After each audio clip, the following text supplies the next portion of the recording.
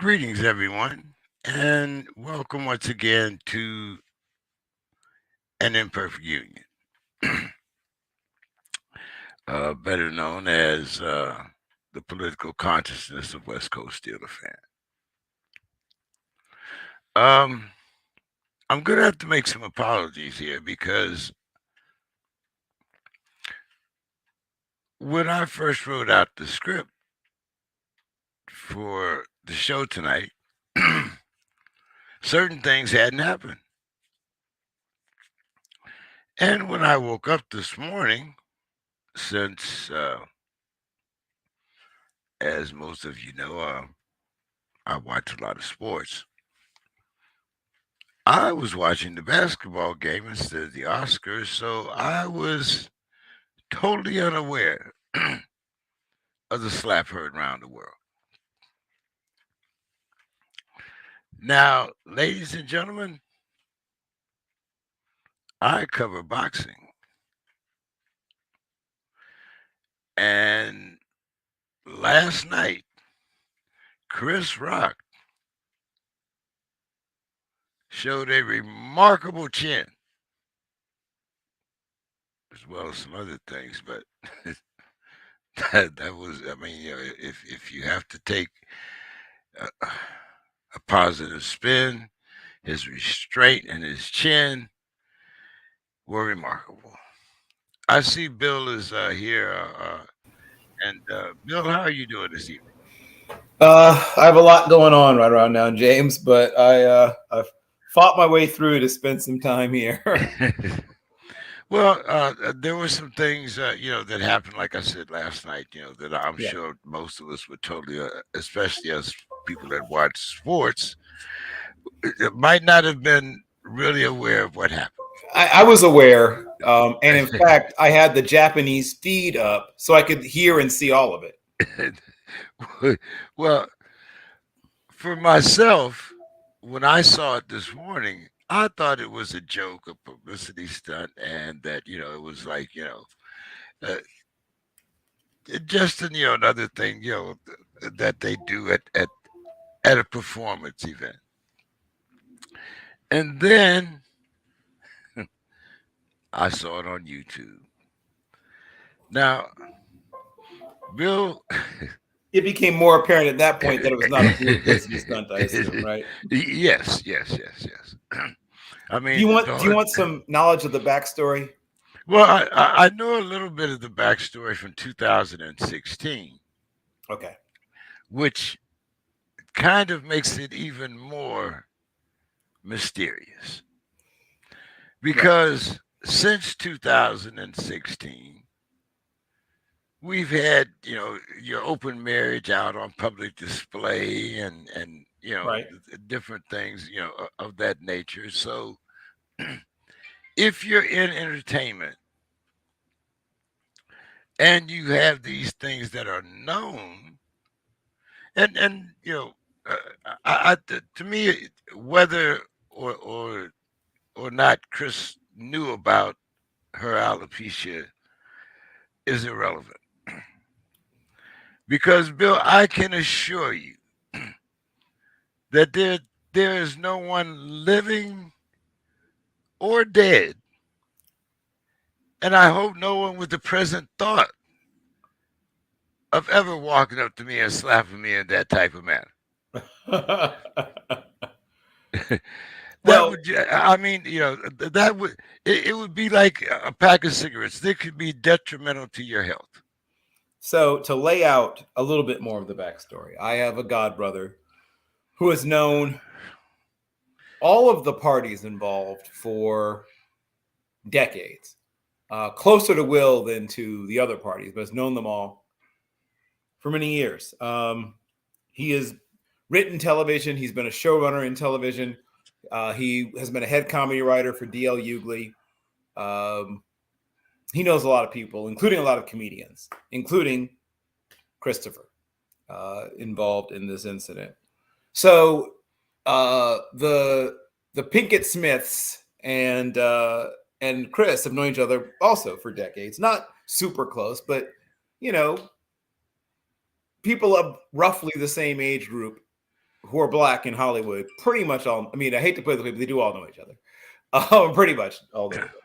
And even if you aren't super tight, aren't super cool, you know, they know each other a bit, and they feel so.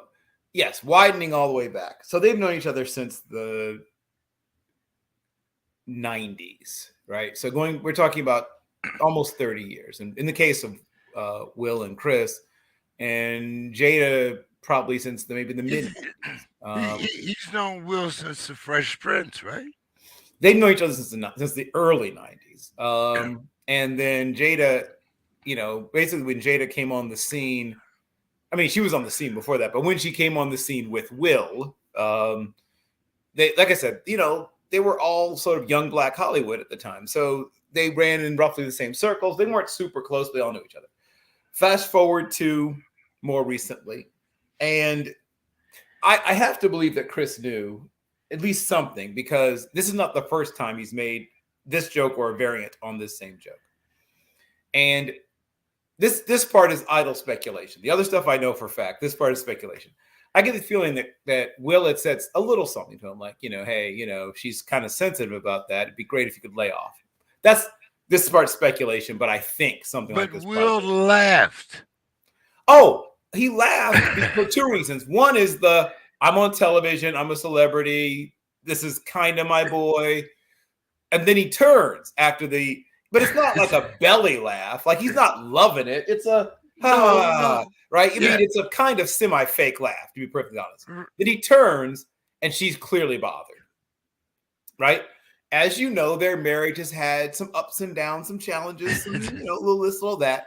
So they have both, in the last several months, been devoting a lot of attention to trying to solidify their union, right? Speaking of imperfect unions, right? Here we go.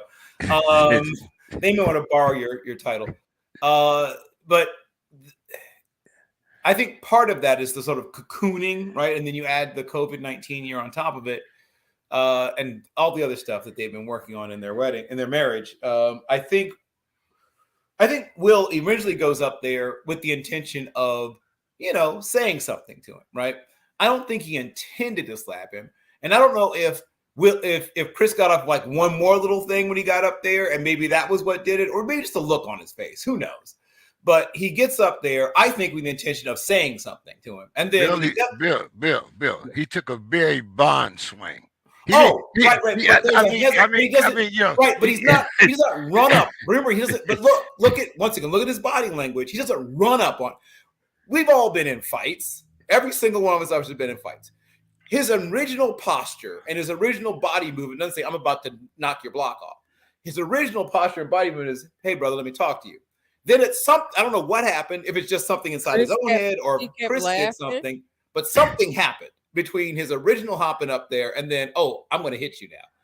So look at his original, like I said, shoulders relaxed. He's not running up. He's kind of almost sauntering towards him. And then something happens. Then you see the shoulders rise up, right? The body turn, and then right? That's called a sucker punch. Right. That is no. Hold on, Dr. Casey. Hold on, Dr. Casey. Hold on now. Hold on here. That is the definition. Hold it. It might not be the definition of a sucker punch in 2022.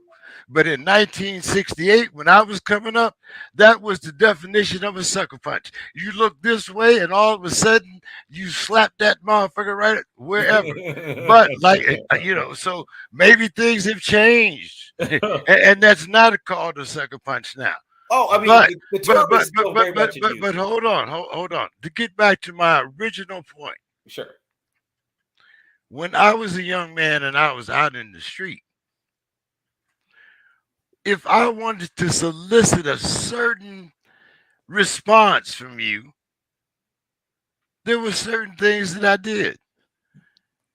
Mama jokes, in some cases, which we called the dozens, you know, or I didn't punch you, I slapped you. and as a matter of fact, the politically correct term back in those days was "I bitch slapped you." Yes, right. Okay. Right.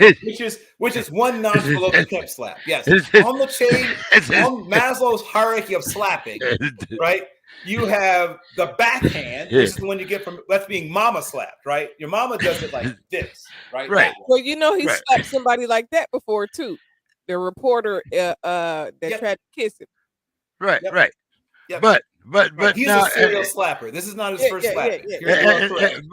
but he also chooses who to slap.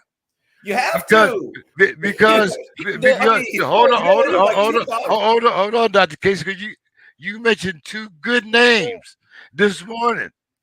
Would he, if D.L. Hughley had made the same joke, would he have DL took would his? not have made that joke though. He made the joke of Kanye and his wife. Come on now, He would come on. not have made that particular joke about What? Will Smith. Ain't nobody gonna No, try that with Chris Rock. So it's certain people that will try certain people. Some people think, "Oh, you a nice guy. You ain't gonna do nothing. You gonna Right. go You take kindness for weakness. And he took, and that's exactly what happened. Now, But like I said though, Chris Rock weighs 160 pounds soaking wet after he that don't gets out have the shower. nothing to do with Wait, it. hold on. Will Smith goes regularly over a deuce. Oh. If I had been Chris Rock, I'd still be out in front of that nigga's house right now. And Chris would have had every right to want to, you know what I'm saying, fight after that. However, I believe that whatever response that Will Smith thought was necessary, that I support his decision, because it's not just that you made a joke. Okay, it's me and my spouse sitting here. And instead of coming for me as the man of my household, you come for my wife. That's crossing a line in a room full of people and the world is watching. But y'all done put your business out there on Front Street. And the business that was put out there is that she's has a sickness that she's been dealing with. And that they've had an open marriage. And that they've had, come on. They brought when you bring your bedroom to the public, anything is a target for. That's not what he talked about though. He didn't talk about that. They've been laughing and joking about that. They already said they got open marriage. He didn't talk about that. If he would have talked about that, then that would have been one thing. But to talk about something that she's dealing with health-wise, that's a whole different thing. She ain't got no control over that. There ain't nothing that they could do about that. Bill, would it have been okay for him to make fun of a cancer patient? So as previously mentioned, my godbrother has known D.L. Hughley since the late 1980s and was his head writer for years. So if you ever want to Google or look up or whatever, Miles Avery map, right? And Kevin and Miles, a couple of years, but each one's a couple of years older than me, but Kevin was actually close to me in age, but I was closer to Miles because Miles and I both liked comedy and writing and whatever. So his parents, the late Kevin Sr. and Yvonne Mapp, introduced my parents to each other back in Philadelphia many years ago. So he would tell me all kinds of stuff about who was doing what and whatever in Hollywood. And so I've known about Will and Jada's arrangement for decades. And it's been what's called an open secret for decades, right? It's not, I mean, anyone who wanted to know about it or needed to know about it, whatever, knew about it. And yes, they'd reached a point of, I don't know, maybe comfort isn't the word I'd use. I mean, Will certainly at times has struggled with it because, you know, obviously they had certain sub arrangements within the arrangement that Jada apparently, you know, crossed some lines about what they agreed they would and wouldn't do with outside people. And like I said, they had spent the last several months, about a year really, just working on getting solid again in their marriage. I believe that played into it. Not so much the decision to slap him, but the decision to confront him, right? And like I said, I know what you said about sucker punching. I truly believe he intended to say something. And then whether it's just something in his own head, snapped, or, maybe Chris got off a little something else slick when he got up there. Well, I think that Chris dragged it when the joke was over, and then Chris was like, I said it was a good one, right? And he just dragged it, and then he was laughing in his face. Oh, well, here he come now. Like, okay, nigga, I'm gonna show you. That's exactly what's gonna happen, and that's what happened. And I do think that I don't think that's not his character like that. But if somebody try you and then laugh in your face, and you feel tried, you gonna respond a certain type of way. You just said he did it before, so evidently this is not something that was just No, extemporaneous. and he said he would have punched the dude that he smacked the first time. So, but I also said See, I did a whole episode about this. A slap is an insult, Dr. Casey. Yes. No, and I know that, and that's why he did it. Exactly, and that's why he did it. That's why he did it. It was to put him in his place. Okay, little man, now I'm going to slap you. And sometimes you have to do that to certain people. It's not like sometimes you just have to do that. It's unfortunate that you have to do that sometimes, but sometimes you do. But you don't know, like it's so many layers to that. First, Kristen said something about Jada before. In 2016, same Oscars type of scene. And now you're doing it in front of me. He might have said back then, if he did that, if I was there, I would have smacked this. And that's what I was telling you. That I mean, I don't know if what the exact words but he used, the pretense was probably already there. So for him to double back and try to, pull one, like I just feel like it was distasteful because the husband is right there. Talk about the husband. It's like trying to attack somebody's wife. Like you gonna let somebody talk to your wife all crazy? And for any man that say that they wouldn't have responded like that, I wouldn't want to be their woman. I think that that when it comes to their relationship, every relationship has some struggles. Okay, but recently, what about the woman that Chris Rock had to go home with that night? What about her? So it's okay for her man to get to get embarrassed in national TV. He provoked it though. Huh? He provoked it. If he didn't provoke it, then it wouldn't have happened. And then when I say he dragged it, he was like trying to cheer people on to keep laughing. Like that's his job. He's a comedian to keep the laughter. That's what he's supposed to do. Normally, when a joke don't go over well, you move on to the next joke. He didn't move on to the next joke, and then he laughed about it. Like, what? What's the problem? Like, what you gonna do about it? That was his whole mindset towards it. And most men are not gonna have that about their wife. Not right there like that. Right, especially since once again, I believe after one of the two previous, once again, backstory more.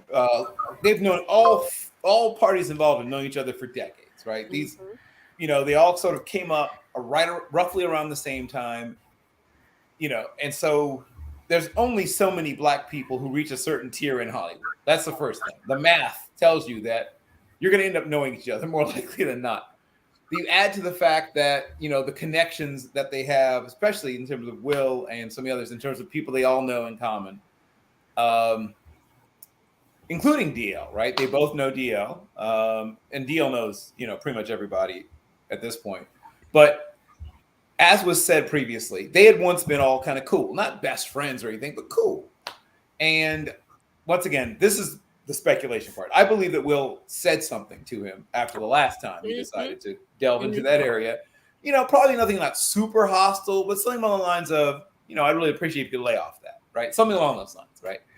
And as everyone mentioned, I mean, Will always says he's from Philadelphia. Will's from Germantown. I know. I'm born in Philadelphia. I know exactly what Philadelphia is. It's like a kid who's from Evanston saying they're from Chicago, right?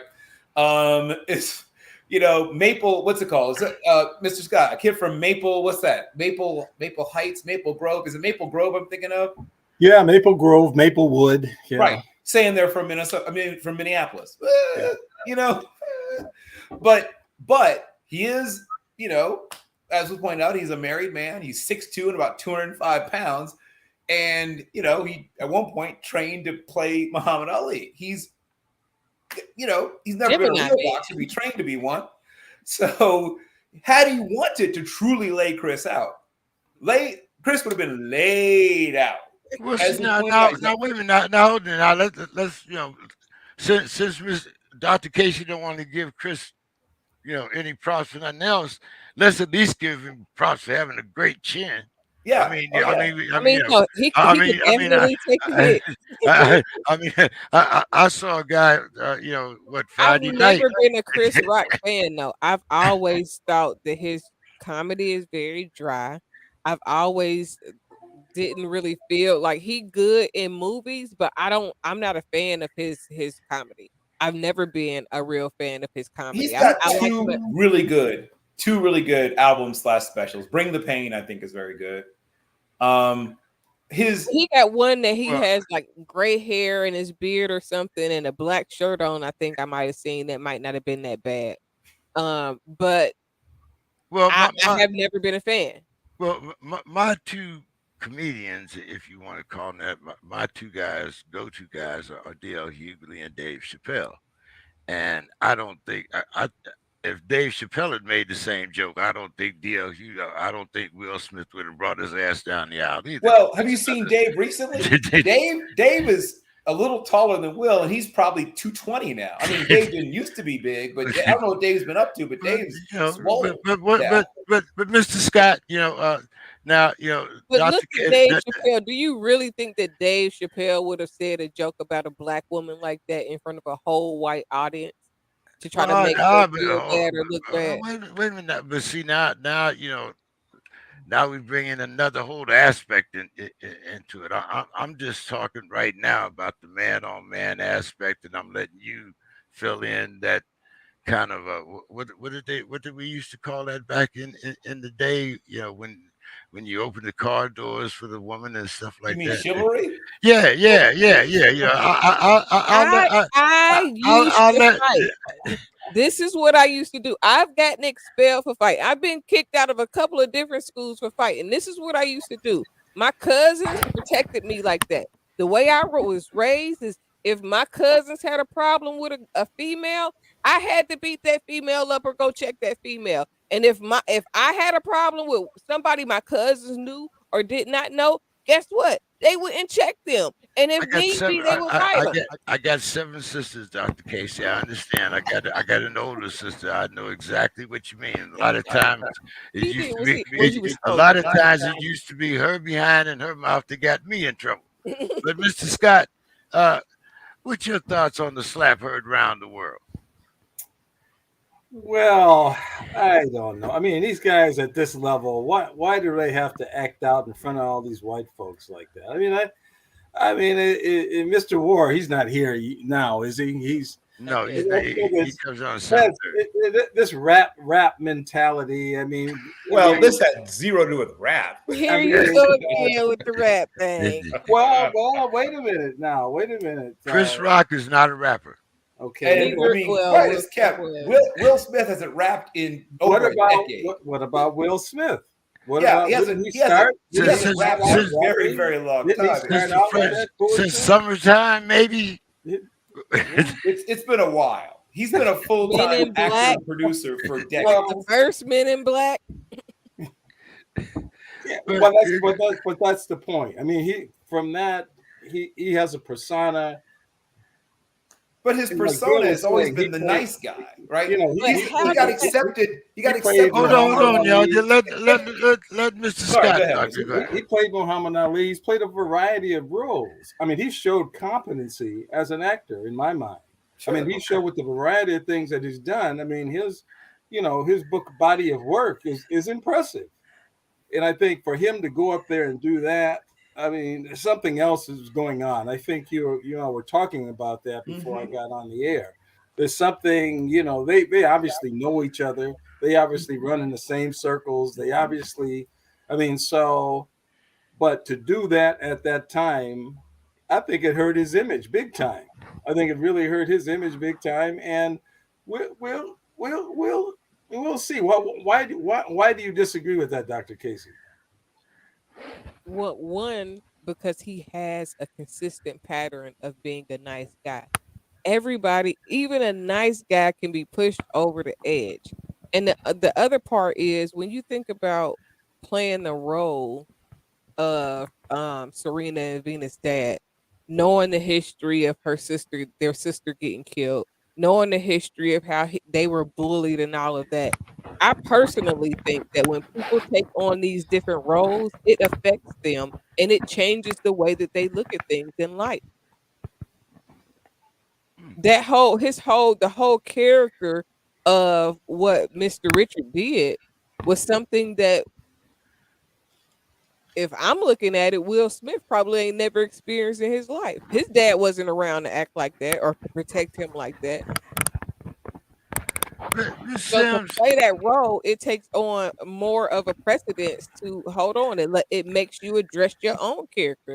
How do you stand up for your family? How do you protect your family and your wife? And Understandable, in the but hood, you just don't let people talk to you. You're crazy like that. I mean, boy, at that event, to actually walk up there, the world sees this. Basically, the world has seen this. and the world would have seen him get holed by Chris Rock if he would not have said nothing. That would have been more bad on his character than him going up there and checking that man. uh, And Chris Rock Miss took it Sims, like a man because he knew he took it too far.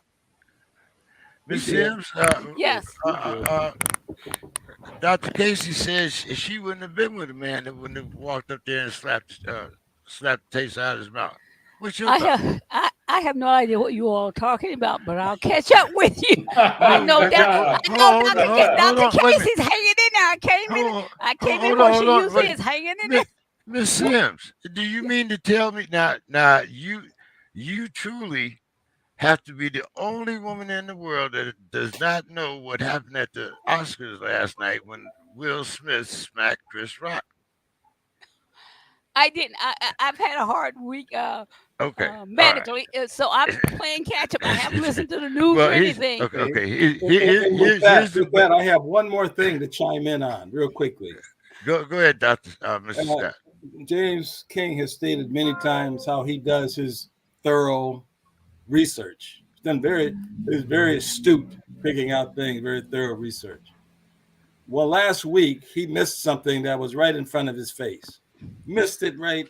I zeroed Wait, in on it. Mr. Scott, hold on. We're Let me not gonna let finish. we're not gonna let you go back in the past. We got a program now. Yeah. But let So me come on, finish now, it. come on. Now, so Yeah. Miss Sims, I'm gonna let Dr. Casey catch you up on what happened and her perspective, and then I'm gonna ask you yours.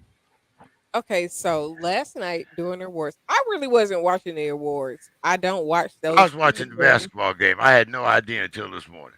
I was working on my on Speaking Freedom TV. So but I went and watched Beyonce's part, and then when they my friend uploaded it, I went back and watched it. So Chris Rock had a little bit where it sounded like he might have freestyled a portion of it because he was looking in the audience to make fun of people. Pause in the story. I don't think people that need to make fun of other people are really funny. That's at the expense of somebody else. You can't make up no joke that just make people laugh. You have to attack others in order to make other people laugh. And I don't respect that type of comedy. So he started looking for people to make jokes about, and he made a joke about Jada Pickett's hair being bald and said GI Jane 2, we looking forward to it, or something to that effect. But she has alopecia, which is an autoimmune disease that makes your hair fall out. So after that, he was kind of like, "What? Like, why ain't nobody laughing?" And in the course of that, you could see Jada like eyes like roll, like can't believe he went there. And then Will Smith got up and walked up, and he did look like he was approaching him to say something, but then he was like, "What you gonna do? A ha ha ha ha!" And it just, I mean, it was a good one, a nice heavy handed. Like I don't think he went all the way back. He just was like he that was He just went a, to such left a big field. the man had a perfect baseball swing. That was If it, adrenaline. oh, okay, That was but an adrenaline hit. So, and then after that, I mean, he walked back to his seat, real player as a player could be. And he walked back to his seat and he sat down and he said, keep my wife's name at your MF and mouth, twice. And then Chris Rock was kind of stunned. He was like, man, Will Smith just smacked the shit out of me. I mean, and he really did. Like, he really did. Like, and it just kind of went from there. Now, personally, I think that somebody in the Oscars, if that was not a freestyle, somebody was supposed to make sure that certain lines aren't crossed at some point, to some extent. But to poke fun at a man's wife in front of that man is right there. You could have made jokes about that man, like man to man, not I'm gonna go bully or pick on your wife while you sit right there. I think that that's a line that is crossed. If you pick on a man's wife, that's like trying to pick a fight with a man's wife. What do you expect that man to do? Let you fight his wife, or for him to smack the shit out of you? Yeah. And that's kind of So what happened. it sounds like it sounds like it was. let me just inject a thing in here. We had a president named Obama whose wife has been called many things. And he by should have ma- smacked the shit out of some of those people. Okay, all right, but I'm just saying, I mean, this is Two not different positions, though. The president of the United States don't have to smack nobody. He got still Secret Service. go ahead, Miss Sims. What I mean, you can probably Well, watch this pull this up on YouTube, but yeah. It sounds like it was whatever happened was legitimate. And when you said her hair short, like mine, I usually wear my hair this short. You all haven't seen me wear it this short, but I usually wear my hair this short. But it sounds like he picked and I'm going to talk about people's behavior, why they might be friends, etc., etc. But it sounds like he picked the wrong time and wrong place to do what he did. He doesn't know what happened maybe before they came to the show. Maybe with what she's going through, she they were told that she has an impending death coming up. He doesn't know what other things that Will had been going through in defending his wife, or what's breaking his heart if her conditioning is worsening, etc., etc. So when that happened, he could not have just sat there and done nothing. He could not have done. Then it would have been on him. The focus would have been off of what Chris was saying that was inappropriate. The attention would have been on Will Smith sat there and let someone belittle his wife, who he seems to love dearly and cherish. Here again, I think at people's behavior, you just don't all the time do everything that you may be used to doing. You don't know what happened related to his wife's condition at that time. okay, so let's take it a step further now. Dr. Casey has brought race into it. Mr. Scott has brought location into it. Is there a middle ground here? Because, like I said, if a man slapped me, I got no middle ground whatsoever. That motherfucker is, But on the street, you could write his obituary. Period. Done. And in front of me, James, would you talk about somebody's wife in front of would you pull that off and think that the person is just going, unless you know that is a sucker, you're not gonna do that. You're not doing that unless you think that person is a sucker and they ain't gonna do nothing. Well, we see who not the sucker. Well, now, Doctor, and Bill, I know you're gonna attest to this story because one of the things that we used to do when we came in off leave is when we'd go into a bar as a unit, and usually the smallest guy, which was me, would start talking trash about somebody's mama, somebody's sister, and eventually it would be my job to slap the biggest motherfucker in the place and then go stand behind the bar. That's all I had to do. Okay. Now, if I knew what was not, I knew, like I said, as a man, what slapping another man, meant. Yep. So if I was willing to go, if I know what this means, then that also means I'm willing to accept whatever consequences comes behind it. Right. I mean, we all remember the speaking of Chappelle's show, we all remember the great, the late great, I guess that is the late great, Charlie Murphy line, right? Where he said, "Oh, I mean, you go back in history, occasionally a man might slap another man, like take his gloves and go whack, like in France or whatever, but then they'd have to have a gunfight, right? Because now one of us has to go." The fact is that this was a combination of things. It was a combination of someone announcing, "I am big enough in this industry that I can do this and I'll be all right." It is someone saying, "I'm big enough that I can do this and you physically aren't going to do anything about it," right? Mm-hmm. As was mentioned earlier, Chris has probably given up 45, maybe 50 pounds in the exchange and about 4-5 inches. And even though, as mentioned earlier, he's from, I mean, we're talking about a guy that had a higher SAT score than Bill Gates, right? A guy who was accepted to Harvard, name an Ivy League school, right? Will had a very nice upbringing, a very nice education, is an incredibly intelligent person, right? Could have gone to any Ivy League school he wanted to. But there comes a point where, as I'll use the term that Dr. Casey whipped out, where you can't go out like a sucker, right? And this has nothing to do with hip hop or rap or whatever. This is a man who, as was mentioned, greatly cherishes a very challenging marriage, right? A marriage that is, I think, as we all know, had some dips, some slips, some ups, some downs. Even the judgment itself would make it difficult, because just having that pressure of everybody talking is gonna put some pressure on your relationship, right, even if y'all solid. Right. But all the Ghost of Tupac stuff, the August Alsina stuff. I mean, there's all the things that he's dealt with already in this marriage. And they spent several months, partially due was mentioned about her medical condition, but also just trying to re-solidify, like I said, their relationship.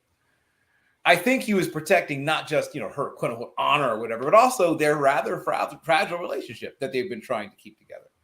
That, I think, played in part with that. And last but not least, I think, and once again, this is sort of speculation, but I really do believe that at some point he had words with him about the last time he, went down this path. And he said, "Hey, I really wish you could just lay off that. Like, you could make fun of my ears. You can make fun of whatever. You can talk about how whack my rap career was. You can talk about whatever.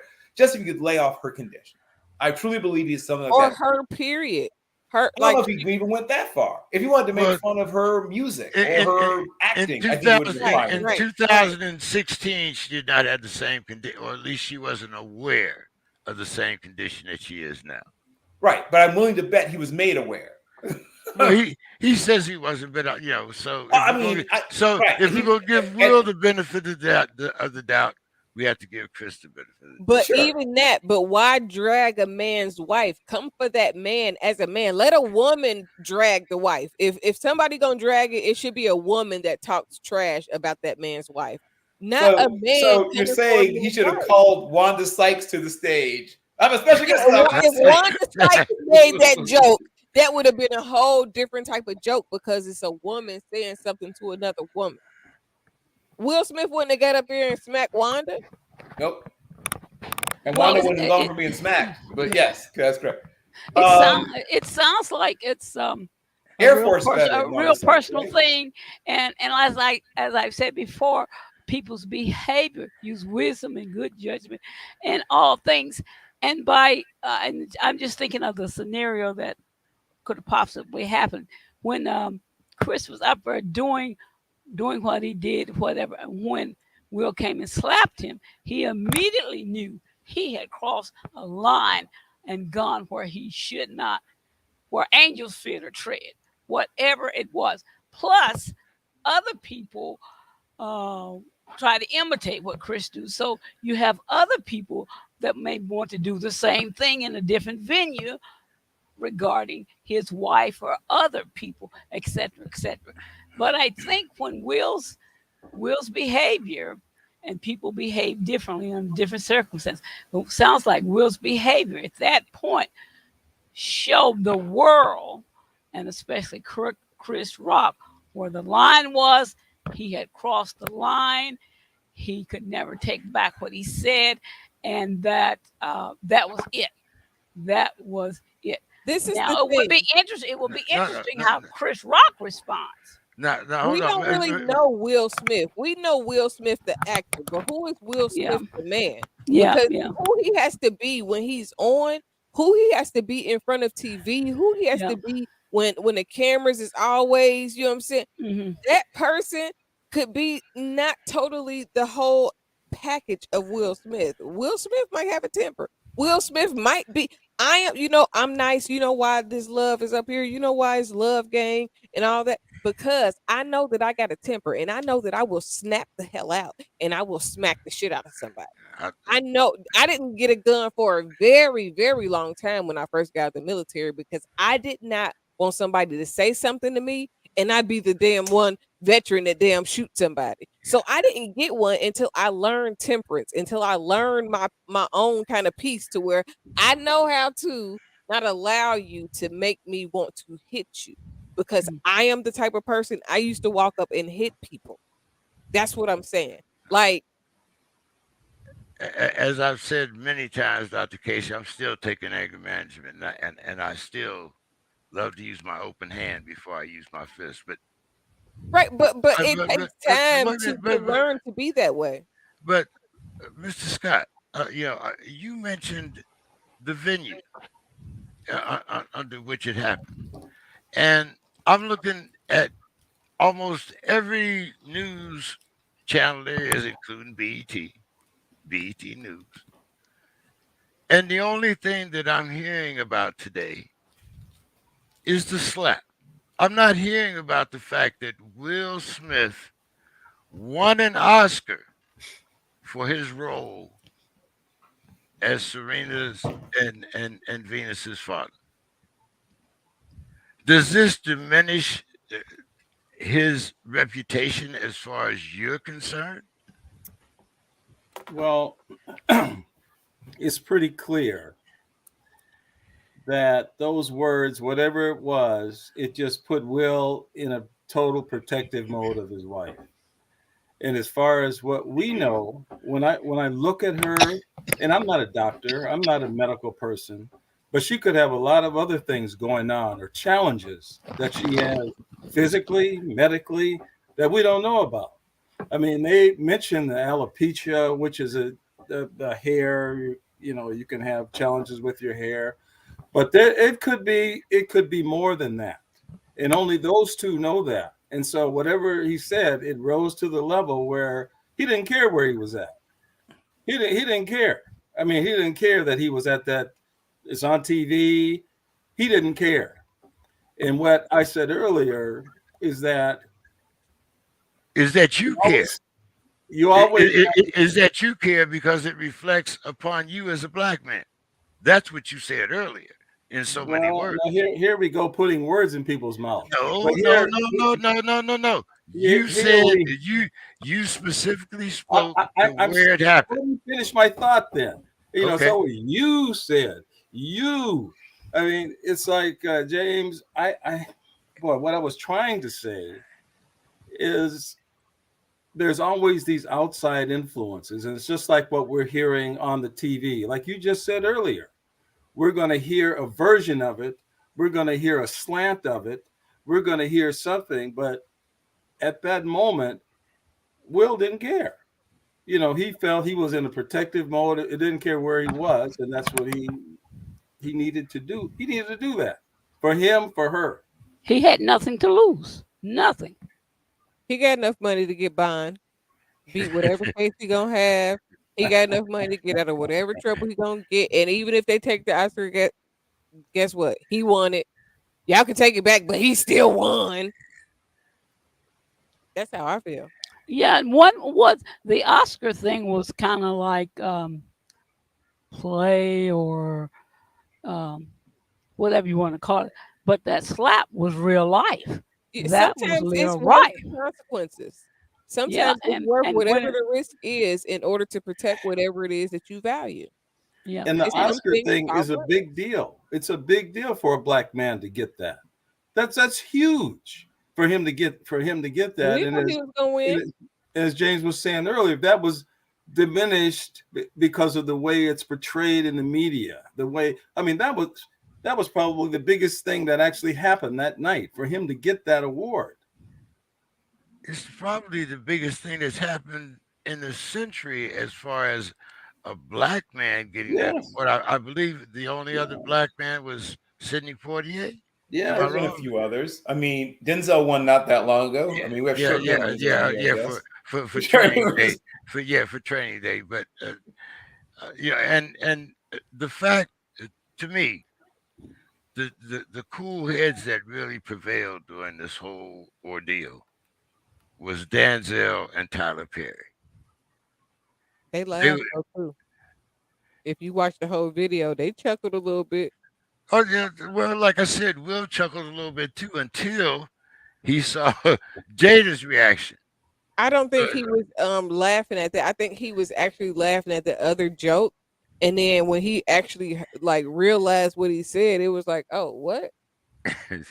well, I mean, it might have been that also, but as I said, I think that there are other things going on with Will. As we've all mentioned, you don't know exactly what was happening within, uh, that particular time in his head. I think some of the other things that and Chris Rock is probably the most blatant, but there have been other comedians that have came out and said things as far as their marriage and Jada's condition. Other women, I have black. not heard anybody say nothing You about you her you you condition, you but you their can you marriage can was. go you can go on YouTube. There was another lady that was on before Chris Rock that was on the I believe she was on the red carpet that made the same sort of uh, reference to Jada's condition. Not as blatant, but if you listen to the joke, the underlying meaning was there. But But you said it was a lady that did that? yeah, it was a woman. So and I understand what you're saying. It was two different and I'm circumstances. not I'm not a one that keeps up. Never have been with celebrities and what they do, etc., etc.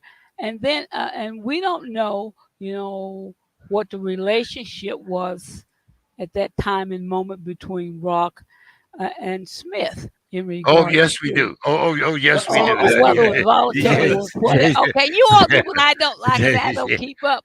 But yeah, but to me, for a person like me that doesn't go out of my way to watch the awards or any kind, and even though it was historical, I'm hearing you all say that a black man won, whatever, that will be put on the shelf and soon forgotten. Even I didn't see it. I will never forget the slap. Now that somebody told me it's- about it, I'll never forget the slap and what yeah. it meant or Well, could have meant.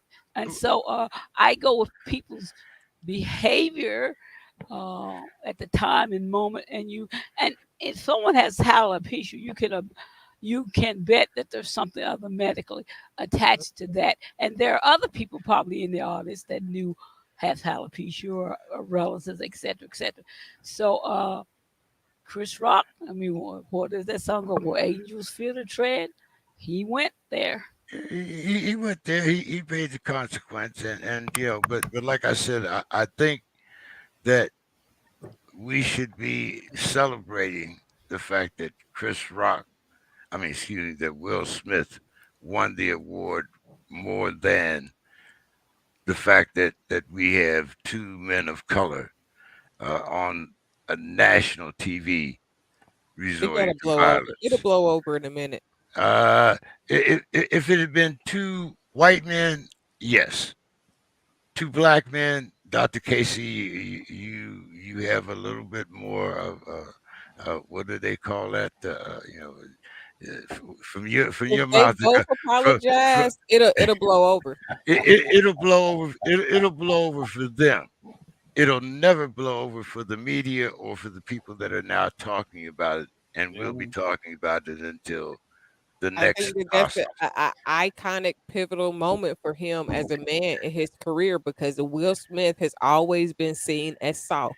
He's always Oh been yeah, hey, viewed as weak, and people rank on him because they feel like he is weak and he is soft. I have And I believe, accused. as a man, he stood ground yesterday and said, "I am not this punk ass bitch little boy that y'all treat me like." I I've accused Will Smith of being soft, so it You was still think he's definitely. soft?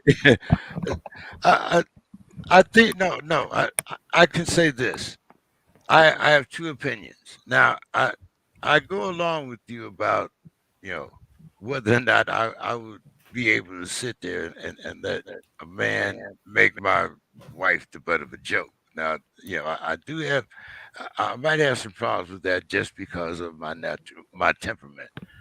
But Okay. I also think like just like you know I don't want to say he's a bully, but I do want to say that if I think that it had been, like I said, some other comedians, and we're not putting them all in one lump, but I think that if Chris I Rock don't had think been nobody else would have did that. I think if Chris Rock had been 20 pounds heavier, he might have thought a little bit more about it. That's all I got to say. Because, like I said, I'm one of those guys that thought Will Smith was soft before.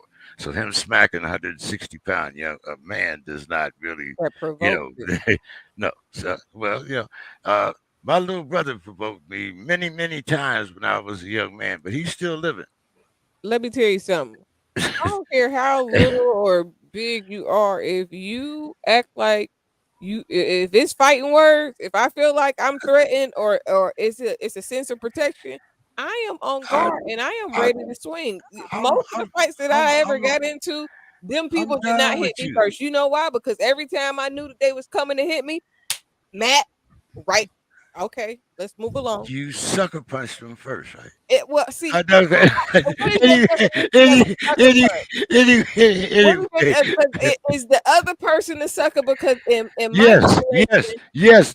That's why you called the sucker punch because the other person was the sucker. They weren't looking for it. That's why it's called a sucker no, punch. see, Yes, the other in my person is generation, the sucker. You knew all along what you were doing. But in my anyhow, generation, it's like a person let, sneak. It's like Well, if I sneak you let, into let, let's it versus if I just let's like let's move on. wait a And, minute, and, James. Wait a minute, and, James. Two things I got to call you on here that I disagree with you. That the Oscar, winning the Oscar, overrides what happened on the stage. It does it to me. The second thing was, I don't go for I don't sit as two black men, being an example, etc., etc. I'm thinking about behavior. That could have been a purple people eater and a Martian. If you're wrong, wouldn't you're have been wrong. handled the same way. Your behavior is inappropriate. I don't care who you were, or etc., etc. It sounds like to me, if it was real, this was the case. There. If I, well, no, I want to move on because I could talk about this particular thing all day. But anyway, one of the things that I put for us to talk about is that we have 100,000 Ukrainians, at least, that are going to be accepted by this country as refugees. Not too long ago, we saw pictures of Haitians Yep. that were sleeping under bridges, waiting to come across to the United States. Right here in San Diego, I can show you every day where there are thousands of brown people that want to come to this country. A lot of them are educated. We aren't all talking about uneducated people here, people that have no uh, uh, value to society. These people want to come to work. They want to come. The majority of people that are trying to get here are not gangsters and criminals. My question to you, I'm gonna start with you, Mr. Scott, is how can we find room for these people, but we can't find room for our own? We can't find room for those refugees that were already here. Mr. Scott, where are those people now? Yeah. Yeah, that's just been an ongoing thing.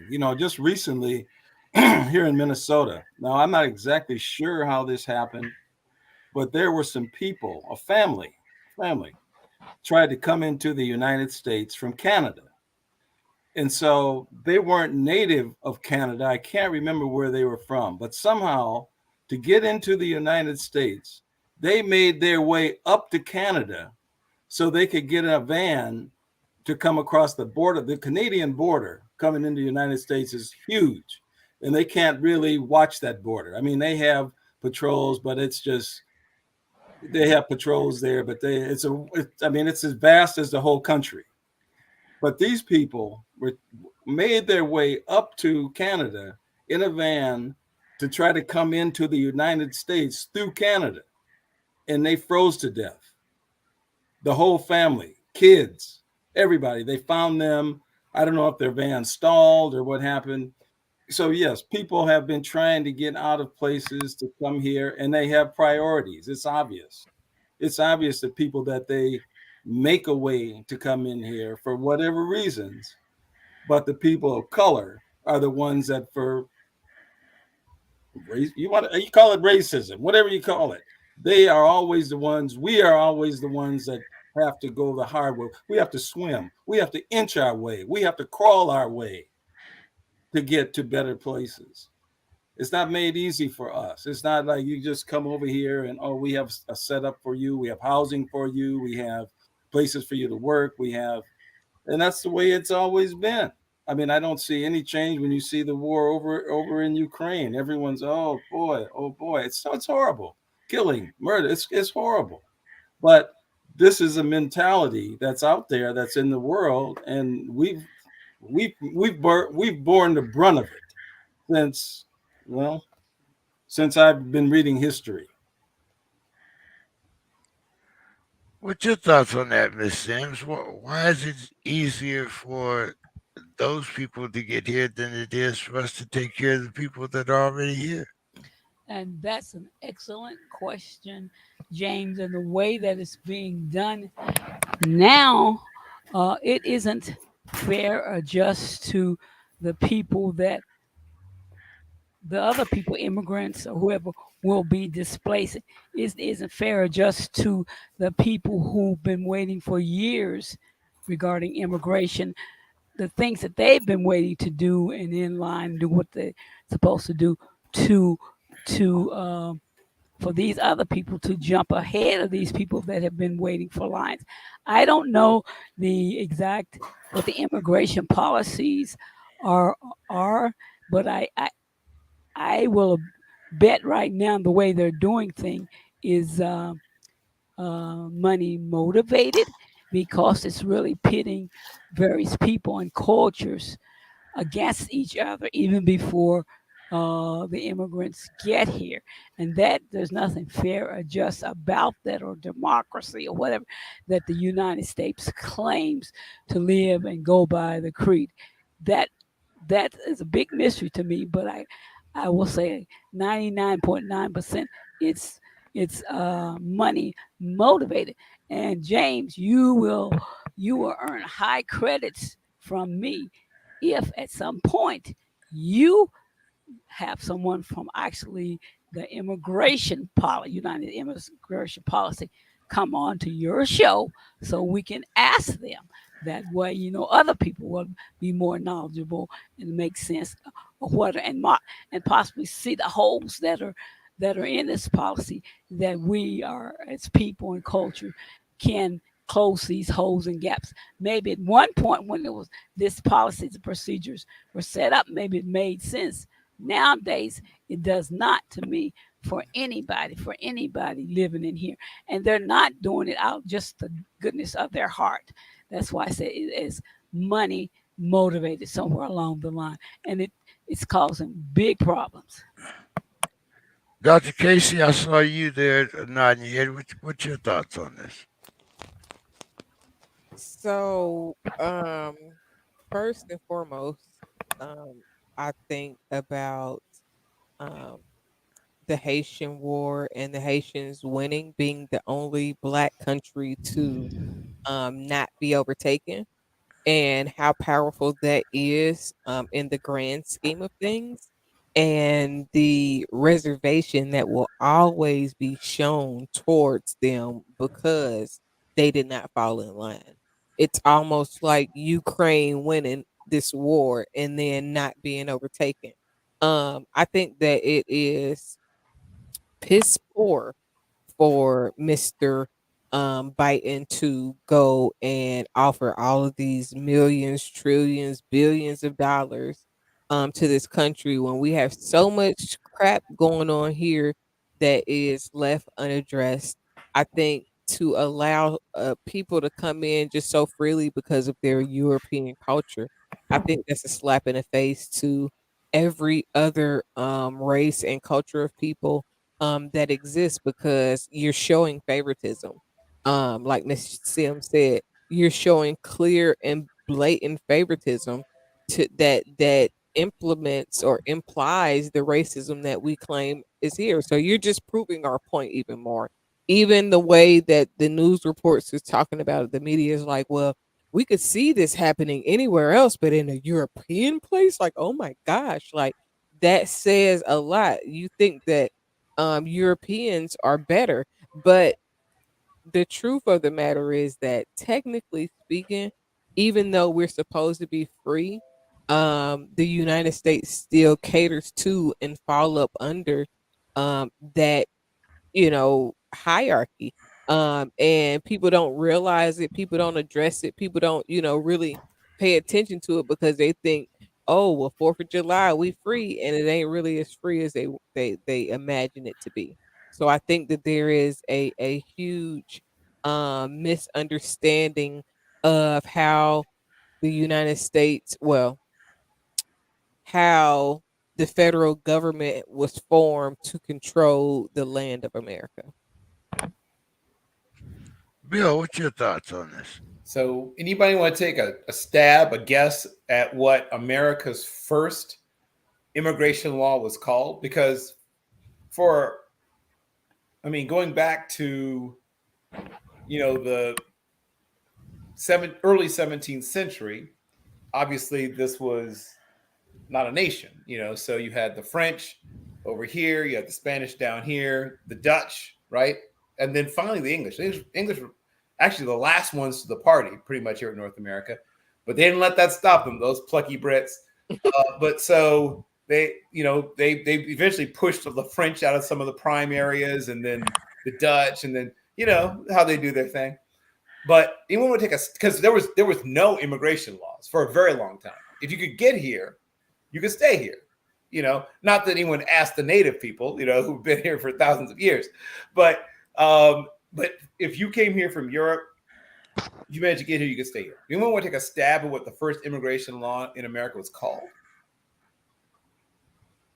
Doctrine of discovery. So the first immigration law in U.S. history is called the Chinese Exclusionary Act. Okay. Our immigration policies have, from their very beginning, always been racist. And someone said, maybe it used to be. No, it's always been. Like from the jump. Like it's never been not racist. America's immigration policies have been literally based on racist assumptions from their very beginnings. At no point have they been even-handed or fair. I mean, At no point has anything here been even handed or fair. But why would immigration policy be an exception? So the in 1882, right, at the behest of certain robber barons or whatever term you want to use, they brought over the quote unquote coolies, right, in order to help build the transcontinental railroad and also do other super dangerous jobs, including handling nitroglycerin in mines, all kinds of stuff like that, because they were considered expendable, the expendable population. And there weren't that many black people in the West yet, right? So what's the next best thing? Then after about 15 years of inviting men, these are Chinese men, there's no families, right? This is just men. And so these men who are earning not very much money, but they're good at saving their money, end up trying to find ways to use their money. And so you start, not too surprisingly, beginning to visit ladies of the evening. Soiled doves, I think was another term you might have heard around that time in the Edwardian period. And this starts to piss off the white clientele. Like, I'm not going to follow after this Chinaman, blah, blah, blah, blah. So there's fights, there's whatever, the usual stuff, So anyone know where the term hatchet man comes from? Okay. No, I don't. So I guess we're all going to learn a lesson tonight. So in places like San Francisco, Oakland, and other parts of the Bay Area, and some other parts of California, the real policing, there would be, the police, but police forces were small and not very well equipped. The internal policing within the Chinese community, and they were not Chinese Americans yet because we weren't letting them become American yet. They were Chinese people who lived in America, and pretty much all of them men. There were almost no Chinese women coming over, and then they greatly restricted it once again on the Chinese Exclusionary Act. But getting back to the hatchet men, so since they weren't allowed to arm themselves with firearms, because if you guessed it, laws that prevented them because they were Chinese, the triads and the tongs that would really lay down the law in the Chinese community used hatchets instead. Usually they would shorten up the handle of it and they would literally have them up their coats, right? And then you'd snap your arm down, it would slide down, you'd catch the handle, right? So that's where the term hatchet man comes from. So what they decided to do was, okay, you've outlived your usefulness, basically. We need to cut down on the number of these people coming over. And there was a push and pull. So you had the mostly recent immigrants themselves, Irish, Polish, Czech, Swedish, etc., who were doing a lot of the menial labor, the lower level labor jobs in mining, in butcher shops, custodial, all that kind of stuff. And, stop me, you've heard this before. They're taking all our jobs. They'll work for anything, right? Nothing's new under the sun. So the politicians that were tied into the unions that were mostly Irish American controlled, and these were people who had literally come over at the most 40 years ago, and many times much less than that. But they've been here long enough. If I've been here 5 minutes before you, then I can look down on you. Is how it works here in America. So they start saying, we got to do something about this. They're taking all our jobs, all sorts of stuff. And so they push the politicians that they influence to say, do something about it. So at first they just put laws to sort of make it harder to be Chinese, right? You can't do this. Curfews. You can't go there. You can't, you can't go to, what do you call it? Saloons or whatever it is. All these places you can't go. They start closing off places to them. And so instead, heroin dens pop up. Opium dens pop up. Like, you probably should just let them go to saloons, but whatever. And then worst thing they can imaginable, now white people are introduced to opium. Oh, no! So this further fuels the yellow fever, right? The anti-Asian, people talk about it, stop Asian hate. It's like, well, you're a couple of 100 years too late. But they start increasing the pressure on those that have been soft on the yellow peril, and so you see a lot of propaganda about Chinese pimps white slavery and Chinese pimps luring young white women into dens of opium and sex, worst of all, sex. And so finally, this is what culminates in the Chinese Exclusionary Act of 1882. And it is, I mean, you should read it sometime. I highly recommend that you read it. If you ever say, oh, things, maybe things weren't so bad. No, it was incredibly racist. It is the most racist thing in the world. It is super racist. And so can you bring us back to the Ukrainians and the Haitians? Well, that's what I'm getting to. This is the parent to all of that. All of our, from the beginning of them having any sort of regulations regarding immigration, they've always been racist in nature. That's the point I'm making. This isn't a new phenomenon. From the very beginning, you can't get clean fruit from the poisoned tree, right? So the tree was poisoned from the seed upward. All of our immigration policies from their very beginning have always been racist. That's not news.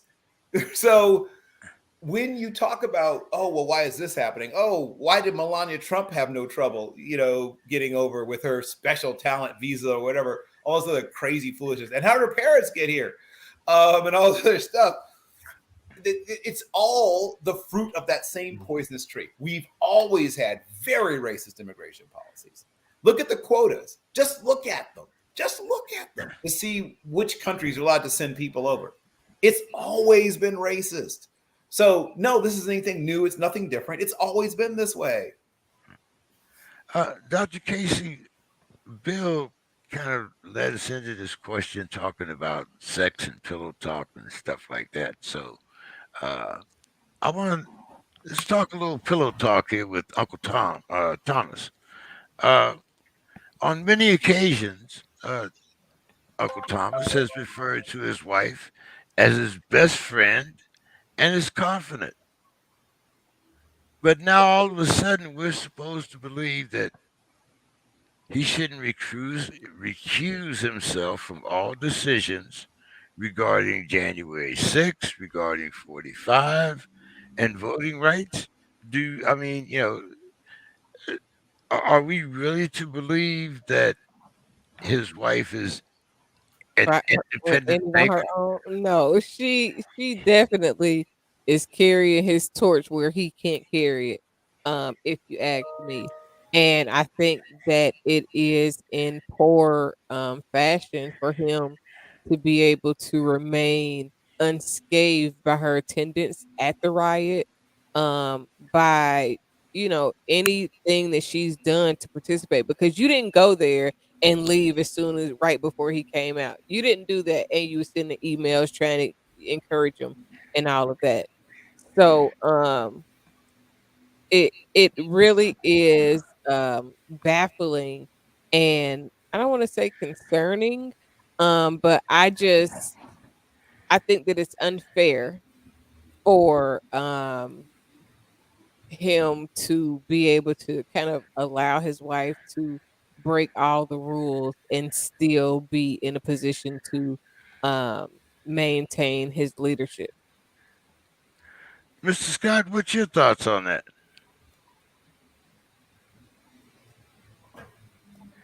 Well, yeah, she's put him in a real predicament.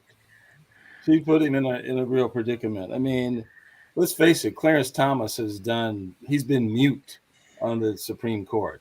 He's been basically just a puppet.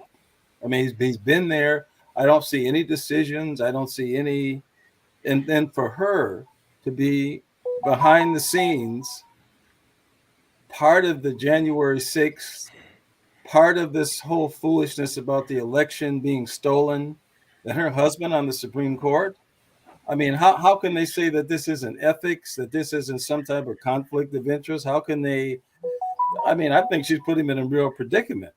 And what happens? I mean, this is a lifetime appointment for him. He has a lifetime appointment, and how you're removed from that, I don't know the steps. I don't know the steps for that. But at this point, you can get impeached, I believe. Yep. I don't know what That's the charge. exactly. It's impeachment. Correct. Well, we tried that with 45. I mean, impeachment. I mean, who's been impeached? I mean, I think was it Nixon, the only one that's actually been impeached? Well, I mean, no. Clinton got impeached too. Somebody said so. Who was that? Clinton also got impeached. Clinton got impeached too, but he still remained president. Right. Impeachment is just like, it's simply like being arraigned. The impeachment isn't the trial. The impeachment is the bringing up the charge. Yes. That's the impeachment. Is that different for a different type of position than president? No, impeachment is the same. So I don't know how much you want to know about it, but I've studied about this more than someone probably should. It takes a supermajority. Who wants to really know how impeachment works? No, we're not. We don't have that much time. Okay. No, I was just trying to ask if does it work across the board like that? Because different positions, different like Article 15 for a soldier might work different than the Article 15 for somebody that's a officer. The range of punishment might vary based on the individual ranking or whatever. So that's what I was really asking. But if it's just handled the same across the process is nearly identical. Go ahead, Mr. Scott. Well, again, we've thrown this word impeachment, we've thrown it out, but it almost just seems like slap on the wrist until you could get a whole quorum of everyone says he has to go. And I would imagine that'd have to be the Senate, and I know there's a process, and Bill knows that process, and I don't. But I mean, I think he's just in a terrible position, and I think his wife has put him in that. I mean, let alone his track record as a judge. I mean, on the Supreme Court, what has he done? I mean, he doesn't say anything. He doesn't give any. You get no information about what his thoughts are and what his feelings are about the law in this country, about discriminatory laws. You don't get anything from him. I mean, he's basically a puppet from what I see. And I have a book, actually, his life story. And my mother-in-law gave me this book once. It's the life story of Clarence Thomas, and I've never opened it. But one of these days, I do intend to actually read that book. I mean, I just would really. I mean, he's from the South.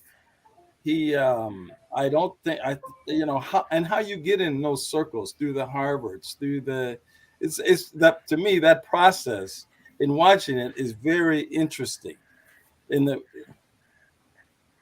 even going back to what Bill was saying about the wealth in this country, my father-in-law had a very successful construction company, and I was on the board, and I went in there one day to a board meeting, and this white guy was in there. Oh, I know you, Mr. Scott. You married Wayne's daughter, blah, blah, blah, blah, blah, blah.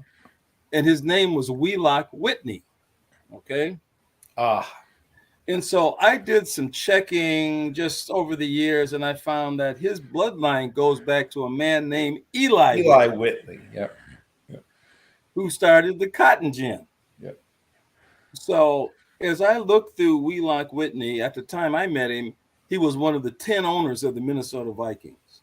He brought the Minnesota Twins here.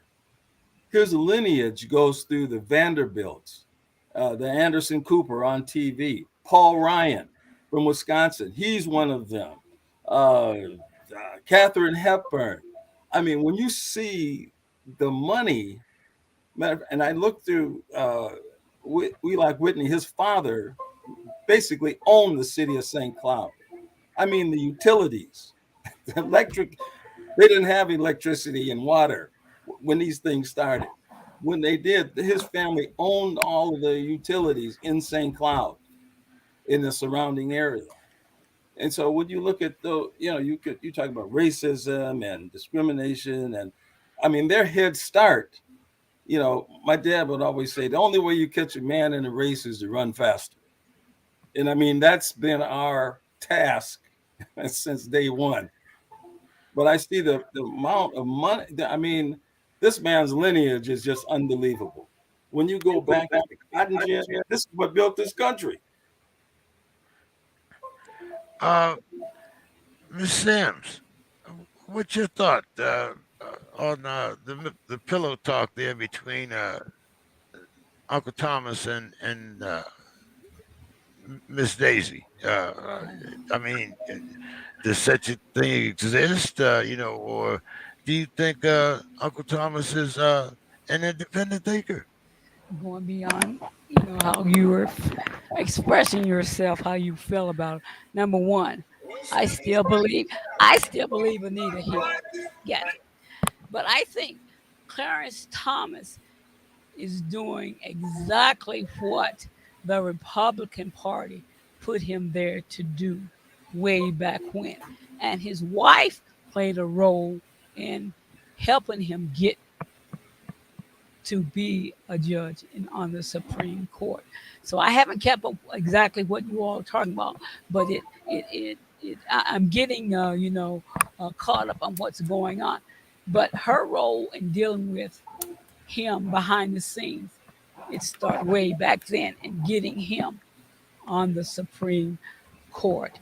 They went through all the Republican Party went through all kind of crap and and things to do. And I think at that time they were the majority to get him on the Supreme Court and dismissing and this claiming all kind of things that were, I think, Anita Hill and other people were bringing up. They somehow worked together to get him past there. Now, once he got on the Supreme Court, and I mentioned this before, I couldn't figure out through the years why he didn't say something, why, whether it was yay, nay, or whatever. But then I thought about, to me, that's part of payback once from whomever got him on the Supreme Court. Once once the Republicans got you on the Supreme Court, and because you're such a hot turnoff issue, you get there and keep your mouth shut. Just do what the we tell you to, or the signals we give you, or whatever. We put you there to stay for the Republicans to be in a majority and do the Republican vote, and he's done that. So he himself, to me, is doing exactly what he was put there to do. His wife, to me, it isn't new what I'm hearing. She the role she played. It's not surprising to me because way back when, as I was keeping up more with stuff behind the scenes things, she played a role even back then. And I'll catch up more on what's going on. But it sounds like if people are really sincere about what is what happened on January the 6th, no matter what party you're from, etc., etc., it sounds like she needs to be held accountable, or it goes deeper than always. To me, I always look beneath the surface of what's going on, and beneath the surface at this point of January the 6th, there's a lot of stuff going on. And if as things are revealed, the part she played in whatever, etc., etc., the whole nation needs to hold her and account, and whomever accountable, whether the being held accountable goes to extent of getting him off the Supreme Court. So be it. That's my feelings, James. Um, Mr. Scott, I'm going to start with you on this because other than Miss Sims, you are probably the one that is most likely to have heard all of these arguments that I'm going to put before you. And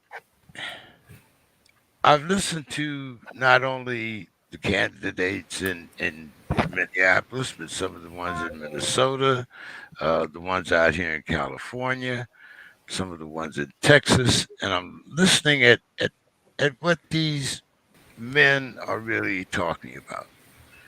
First of all, the biggest problem that I have is that most of these men that are running for this office are your age or older. And the reason why I say that is because I do not think that people within our two generations really understand how much the dynamics of our neighborhoods have changed. And I kind of look upon, I'd like to look upon this like a sports team, okay, and especially baseball, okay.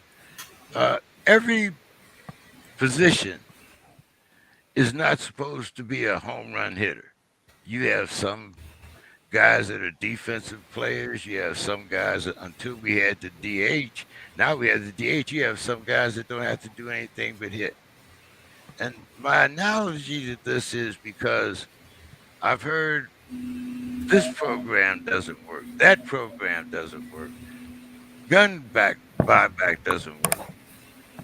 But here's my thing: all of them might not be an overnight success, but it would seem like you could take something positive out of every program and try to implement that rather than complaining about what doesn't work. Now, one of the places that we have a program that does work, where the community and the police function together, is Camden, New Jersey. And for many, many years, especially during our so called heyday, Camden, New Jersey led the nation in murder. It was a place where people in Philly didn't want to go. People from New Jersey didn't even want to go. Now, how come no one ever points to Camden? But I hear everything about what doesn't work in Minneapolis, what doesn't work in Chicago, what doesn't work here in San Diego. But Mr. Scott, there has to be something positive that we can present to these youth, because what we've been presenting and the people that we're trying to elect are just rehashing the same old programs. I give you the floor. Yeah. Well, Camden, a great fighter came out of Camden. Great Dwight Braxton, Dwight Kwawi, Yes. Dwight Kwawi. Um, yeah, We can't see anybody else. our cities, James, have gone down. I mean, and it's all the major cities. And until we look at you linking education, law enforcement, and linking these social services, all of these entities have big budgets in every city. They take our taxpayer dollars every year. But until they link these things together, until they work together like a hand in a glove, fingers on a hand, that it's not going to be effective. I mean, my son just went back to work today. They had a strike, teachers on strike. Pandemic, kids out of school. Um, Boy, we used to do things that I think, if you think about when you talk about sports, you think about the great James Scott, the boxer that boxed out of prison, out of one of the worst prisons in New Jersey. Wrong And way. he fought not in prison, and he fought on NBC, and he had an opportunity while being in prison to actually fight on national TV and fight for the championship. I mean, things like, you know, people that have gone, things have happened in their lives. I mean, the propensity for a black man to be in prison, I mean, I don't have the statistics on it, but it's higher than anybody on the face of the earth, as far as I know. And so to take people and throw them away, and the prison system itself. I mean, there are people in the prison system that do eyeglasses, they do dental work, they do they're getting skills and doing things where these companies are making all kind of money and paying them 10 cents an hour. I mean, this is going on right in this country. There are resources here, and we until we get the right people involved, until we get something that says when I work, like I say, when I worked for the county, every year we had a director. I mean, this brother was really something. People, the police, the schools, everybody together to say this is the start of our year, so that you could call us if these families are struggling and really trying to do something. really trying to do something. And in this generation now, and I've said it many times, I do feel for the new generation. And I'm not going to say anything about rap right now. I'm going to leave that out for another time. But my feeling in general is that as long as we keep putting in the same people, as long as we keep doing the same thing, the outcomes are going to be the same. And I don't see much change. I don't see much change with Mr. Biden in the office. Boy, he just puts his foot in his mouth. He seems to be almost past his use by date. He walks like a mechanical man. Um, I don't know. I can't see anybody else but me. So I guess I'm just on the show now. Uh, Miss Sims, what's your thoughts on this? We keep trying to elect people. Like I said, I think that uh, as Mr. Scott just said, maybe their use by date is past. These people are old people trying to use old methods to solve a new problem. What's your thoughts? Well, number one, I never heard of Camden. So, Jane, you didn't pass that down. They said before our generation didn't pass it down. I don't believe I've ever heard of Camden in my lifetime in terms of what's going on. Miss Sims, But you must live a very sheltered life. Have you ever left the state of Minnesota? Or the city of Minneapolis? are you jealous of my Oh, oh, upbringing? oh, oh, My oh, oh, oh, no! I've been around the world at least 3 times. No, I'm not jealous of staying in one spot at all. uh, of my protectiveness and my protectiveness from the evils of the world, James. So while you were out there doing your thing at the banks at Clinton, yeah, I was not there. And I was not visiting you and shit.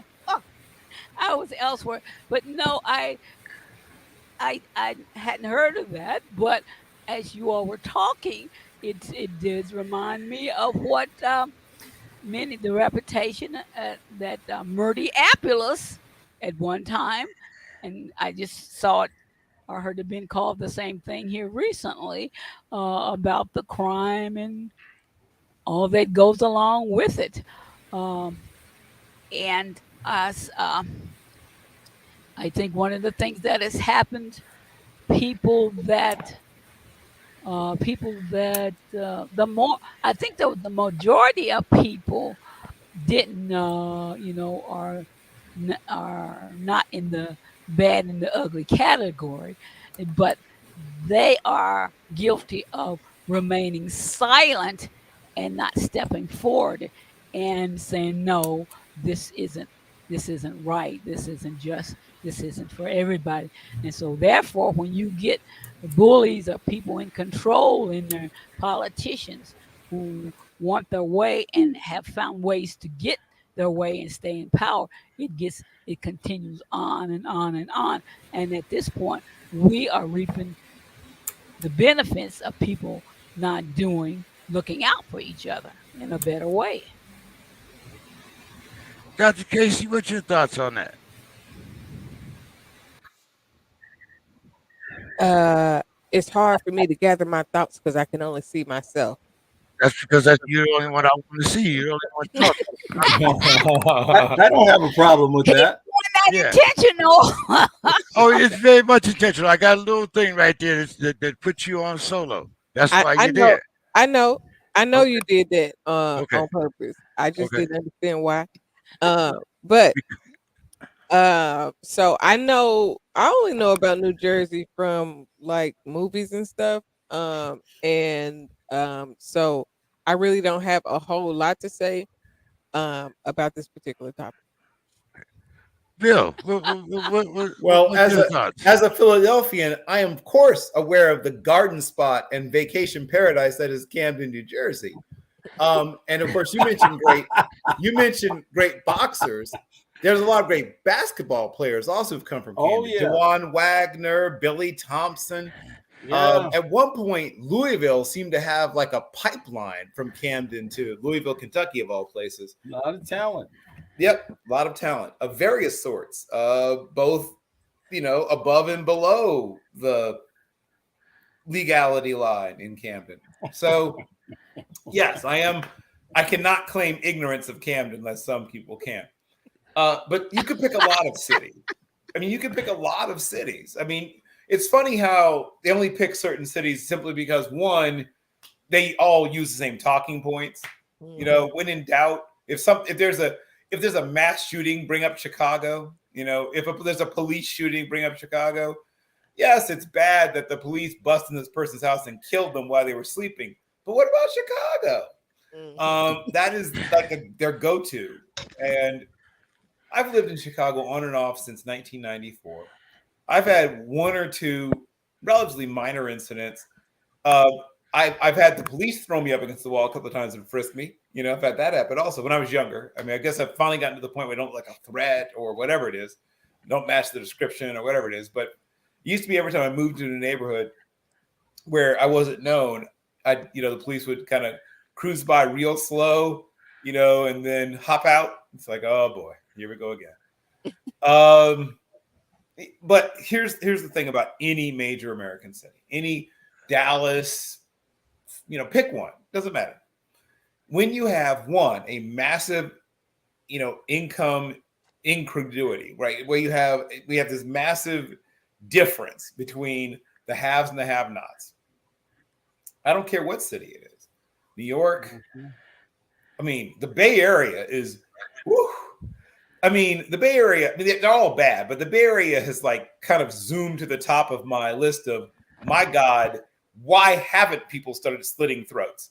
So for those who haven't kept track of what's going on with rent and rent control and the lack of rent control and exploding property values, it's bad in a lot of places, but the Bay Area, even the parts that didn't used to be the more attractive parts of it, it's now all attractive. You know what I mean? Even I don't care if you own a house in the Bay Area, it could be the worst house in the world. If you decide to sell that sucker, even if they tear it all the way down and just build up from the dirt, you're going to get, if you go on your own for 20, 25 years, you're going to make you're going to wonder if they're kidding you when they first start quoting what people will pay for. So there's a lot of things that have led the last few years to us seeing exploding property values, including, you guessed it, profiteers and speculators. In America, who knew? So there are now companies that all they do is buy up houses and rent them, or sometimes sell them, but more of them want to rent them. Why do they want to rent them as opposed to selling them? Well, two reasons. One, lower barrier of entry, right? There's more people who can afford to rent than can afford to buy. And two, just like if I rent you something, at some point I get the thing back, and guess what? I can rent it again. Where if I sell it, I might make more money on the front end with the down payment or whatever, but I can't sell it again because now it belongs to you. So amongst the things making it harder and harder and harder for young people to buy homes is that they're now competing. Bill. We're talking about the sheriff's department. We're talking about elected law enforcement officials. We'll talk about rent control a little later. Sure. But what we're trying to figure out here is why are all of these candidates pointing to failing programs, or the ones that are elected not adopting programs that might possibly work for their city. What? I know you don't like when I do this, but I promise it'll all tie together. So it's the fact that we only have about another hour left. Oh, okay. Oh, I thought we were doing your usual thing where we go until darn near midnight. Okay, I'm sorry. Dr. Casey has to get a beauty rest. She's in Atlanta. Don't use me as your scapegoat. So I will make the connections faster. As Mr. Ward Williams has mentioned, as others mentioned, even when things were quote unquote worse, there was more of a community, for sometimes had to be more of a community connection. The reason that you're seeing this part of the reason you're seeing this breakdown, one is that when you are depriving people generationally of home ownership, right now we're now getting close to 3 generations where the number of Americans buying homes has gone down, right? Boom, boom, boom. It peaked like in that 1946 to 1964 period, where you could have a single family, a single earner, a family of 4 with one person working, an okay job, but not making gazillions, but an okay job, and still buy a house in 15 years, right? Own that sucker free and clear. And from that point, it's gotten harder and harder. When you talk about failures in law enforcement, failures in social services, failures in whatever, it all essentially goes back to a failure of a community at some point. So, quick connection. Anyone want to guess? You hate when I do this, but I'll make it very quick. What, of all the federal programs in the history of federal assistance programs, have had the greatest success in moving people who live at 150% or below 150% of the poverty line off of, from being at poverty or near poverty? You want to guess which program is actually the most successful? Low poverty. Believe it or not, the Higher Education Act of 1965. I know people like to complain about college, and of course, college isn't the fix. But the Pell Grant and the other parts of the 1965 Higher Education Act have impacted, and of course you can use it for trade school and other stuff too. It doesn't have to be college, but the point is that it helped to address, didn't fix, trust me, it didn't fix, but helped to address some of the problems with low income and first generation students. Well, some of them, just some of their problems, to help them get towards getting an education. And while it failed many of them, enough of them were helped that it has been more successful than welfare, workfare, any of the fairs you can name, in permanently moving people off of or being near the poverty line. Last but not least, law enforcement. Remember that little story I told you about the Chinese Exclusionary Act? Law enforcement from its very beginning in America has always been racist. I mean, this is once again, what was the old saying? Oh, no, that's not a glitch. That's a feature, right? Yeah. That's designed in, especially in the South, where you often had no public police force. The police force, as it existed, was coming from the patrollers, aka patty rollers, as sons would hear them referred to as, who were there essentially to try to prevent or deal with possible slave rebellions, and then would catch other people as well, right? It's like, oh, hey, that guy's running off with so-and-so's horse. Well, I guess we could chase them too. In the North, it was a little different, but even then, police forces were extremely small, very poorly funded, very poorly equipped, and this didn't change really until relatively recently. I mean, in the total history of the nation. After World War II, that began to change. It began to change even before that. What really spurred the change was, you guessed it, the Prohibition era. All of a sudden, the police were like, these guys have like Browning automatic rifles, Tommy Thompson submachine guns. I have a snub-nosed 38. I'm not going in there anymore. F this. You can have this job, right? So they first began to really ramp up police funding during that period. And it never stopped. Like, you know what I mean? Like that, the trend line that started up in 1928, 29, 27, just kept going. It never came down, right? So the reason that we have successful programs that no one cares about, one is they aren't sexy. I hate to put it this way, but they aren't sexy. Plus, certain people don't want certain programs to succeed. Shocker. Some people think that it's better to have this problem to point to blame this. Someone uses the term scapegoat, this thing to scapegoat. What about Chicago? As long as you have this thing to point to, you distract people from the other problem, the bigger problem, the real problem. And so that's how those things tie together. And it only took me about 11 minutes. Brother Williams, I think Although Bill made some very good points there, I think he You don't have to missed. patronize me. No, I'm not patronizing because I really think that even though you made some good points, you missed the whole damn point of the question that I was asked, Re-ask the Mr. Williams. question. Okay, Brother I'm Williams, gonna have to sign off. He just can't I tie got to sign together. off, I'm gonna and bring I some. want to get back to Mr. Wars at some point, a couple of points, but I've got to sign off for another meeting. Go ahead, Mr. Scott. You want to give us your final thoughts before I get to Mr. Williams? Well, only that I did see something on the internet that Chris Rock did make a big apology for his what happened at the event last night, and it looked like it was a very sincere apology, and you might want to read that, Okay. Uh, glad and to hopefully, have you. Glad That's to. what you gonna close with?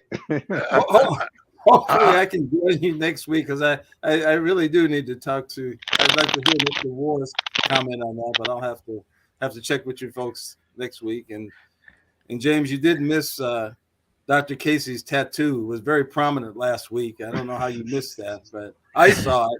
It was very prominent. See, Don't go there, guys. Don't you- go there. We're gonna shut you down. Yeah. We're gonna, Y'all know I Grace won't. and I are gonna shut you down. Don't I go didn't know there. we had a towards Imperfect Union after dark. Also, yeah. Listen, Anyway, they've been on me for the last 2-3 weeks now. so Mr. Williams, I'm going to throw a couple stats out there. Okay, 78% of our sheriffs are above the age of 70. 68 of our police chiefs are above the age of 72 in the country. So what my question was asking was, how can we expect all of these old ass people to connect with the younger community, social media, and instead of using parts of programs, I use the sports analogy. You don't expect everyone to hit a home run. Some guys are supposed to hit singles. Some guys are supposed to steal bases. So I'm suggesting that we can do the same thing with some of these programs, such as the gun buyback program, which everybody says doesn't work. Well, it's not. It's not supposed to buy every gun back in the neighborhood. And if criminals were selling their guns back, they wouldn't be called criminals. Right. Okay. So my point is, you can stop, the average citizen with the gun buyback program. Maybe the gun is old. Maybe the gun doesn't even work. A criminal, you're not going to change him. But my total thing is, how are you going to take these old relics and get them adopted to new programs of law enforcement that might be more effective within our community? Well, let me start by saying, for one, I never been an advocate for the buyback gun program, and simply because it goes into the same thing you said. I think mainly it's just the average person that may own one too many guns, and they go through their collection and they got several that they feel like they ought to get rid of before they forget that they got that many, and lose it, and it possibly ends up in someone else's hands and they don't know about it. Um, but I know obviously for a fact that criminals will not go and sell their guns, Of course and not. and That's a so really tool. the buyback program is really just, to me, an opportunity to recirculate, get guns off the street so you can have more newer guns available, just like it is with old cars and anything else. It's just to keep the population consuming newer, latest and greatest and so forth. So that's really how I look at that, as well as give the police department some extra inventory, even though they say they melt them all down and destroy them. Things to recirculate right along with the other stuff that they put right back out on the streets in order to claim that they catch more drug dealers with. So it goes into the inventory of stuff that gets used by the police department to attack the community. And then the other thing I would like to say, the examples you gave, especially within the positions of what you gave, I don't equate that to the age, because we can look at your favorite pal Donald Trump and see how often he used social media with his old self. So that ain't got nothing to do with it. You know, there's plenty of older generation people that are all over social media. So I wouldn't blame it on that. I would say what you're talking about is the good old boy system, to where you're dealing with a type of position, and to where people want to hold on to power. When you've been in office and in those positions, and you're up in that age bracket, then it's like what I deal with. I give you a perfect example what I deal with in the community.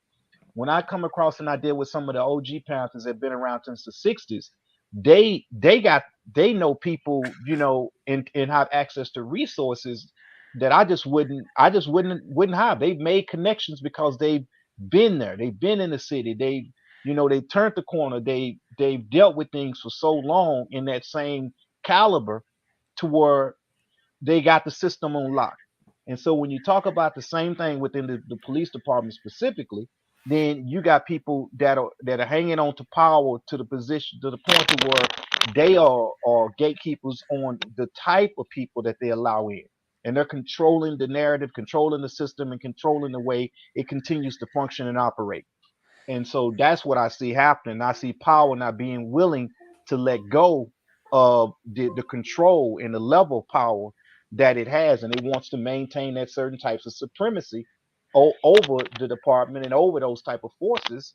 And so the only way you can do that is you stay there, and you continue to run it. Otherwise, it leaves a door open for something new to come in, and tear down everything that you work hard to build up in terms of making that solid structure that's impenetrable. And so that's what I see happening. I mean, we can see the same example when we talk about J. Edgar Hoover and what he was doing with the FBI.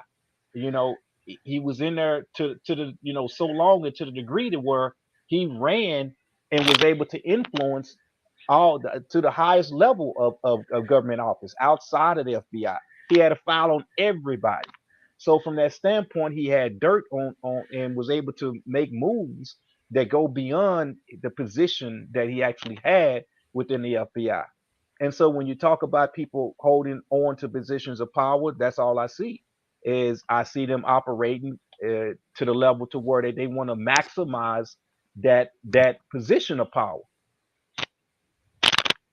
But uh, Brother Williams, even the people that are running against them are the same age. It's not like we're getting the influx of candidates are younger, or I mean, is it that Well, the younger generation is uh, unconcerned, or because they don't feel like they can get that vote from the older generation that is actually electing them?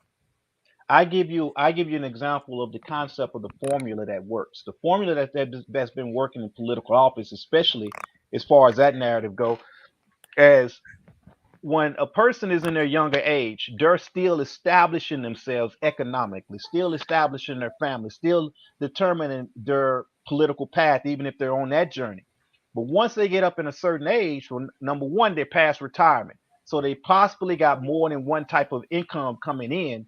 Number two, they're well established economically. They know how to maneuver, and they got spare money to operate from. And then they have a whole different mentality. So they're at a point now to where now they're sitting back, and they want to reach toward a political position and political power, whereas a younger person is still grinding and still at a position where they don't necessarily have that economic base and that resource base that the older generation has gathered and pulled up. So in order for younger people to get more involved, again, to me, it would take uh, older folks that have access to that would get behind a younger generation and be willing to push a different perspective and a different spin on what you currently have I in agree. politics. I agree. Yes. And I think politics, the way it's designed, it's just designed for older population, simply because the older you are, the more likely you are from that position to be able to be corruptible and less attached to the well-being of the community as it applies to the youth. The larger gap you got within the population of people running, the less connection you're going to have right there on the ground. When you talk about a younger generation being in, especially within those positions of office, they're going to also lead more with their emotions and more with how they view things from the standpoint of right here and right now. That's the problem you would have with younger minds versus older minds. Older minds have more experience. They've seen the types of things, and so they're more calculated in their approach to things. Period. And so I would say it would kind of take an ushering in. And I'm not trying to defend the good old boy system, but I'm just simply saying that younger people typically tend to be still attempting to find a way. And oftentimes people come to that position in their life when they hit their mid 30s or 40s to where they're at a point to where what Robert Greene talked about mastery. And then at once you get to that level of mastery, now you decided and you realize your calling for sure. And then we talk about the political folks jumping into the political arena. And I really just feel like that's part of it. So it really would just really take a grassroots movement to push a new perspective on political figures, which I think would take a massive movement. And I do applaud something like that and an effort like that, but that's a tough call.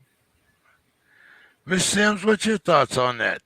You have a young man over across the river from you that is mayor in St. Paul. That his whole family has been in politics, and he's a great young man, a great leader. What's your thoughts on how we can involve the younger people and give them, as Brother Williams was saying, that blessing in order for them to move forward? I agree with what Mr. Williams was saying in terms of where each generation's attention is. And I think the younger generation don't know the game, how it's played, especially political, how it's played and who the players are.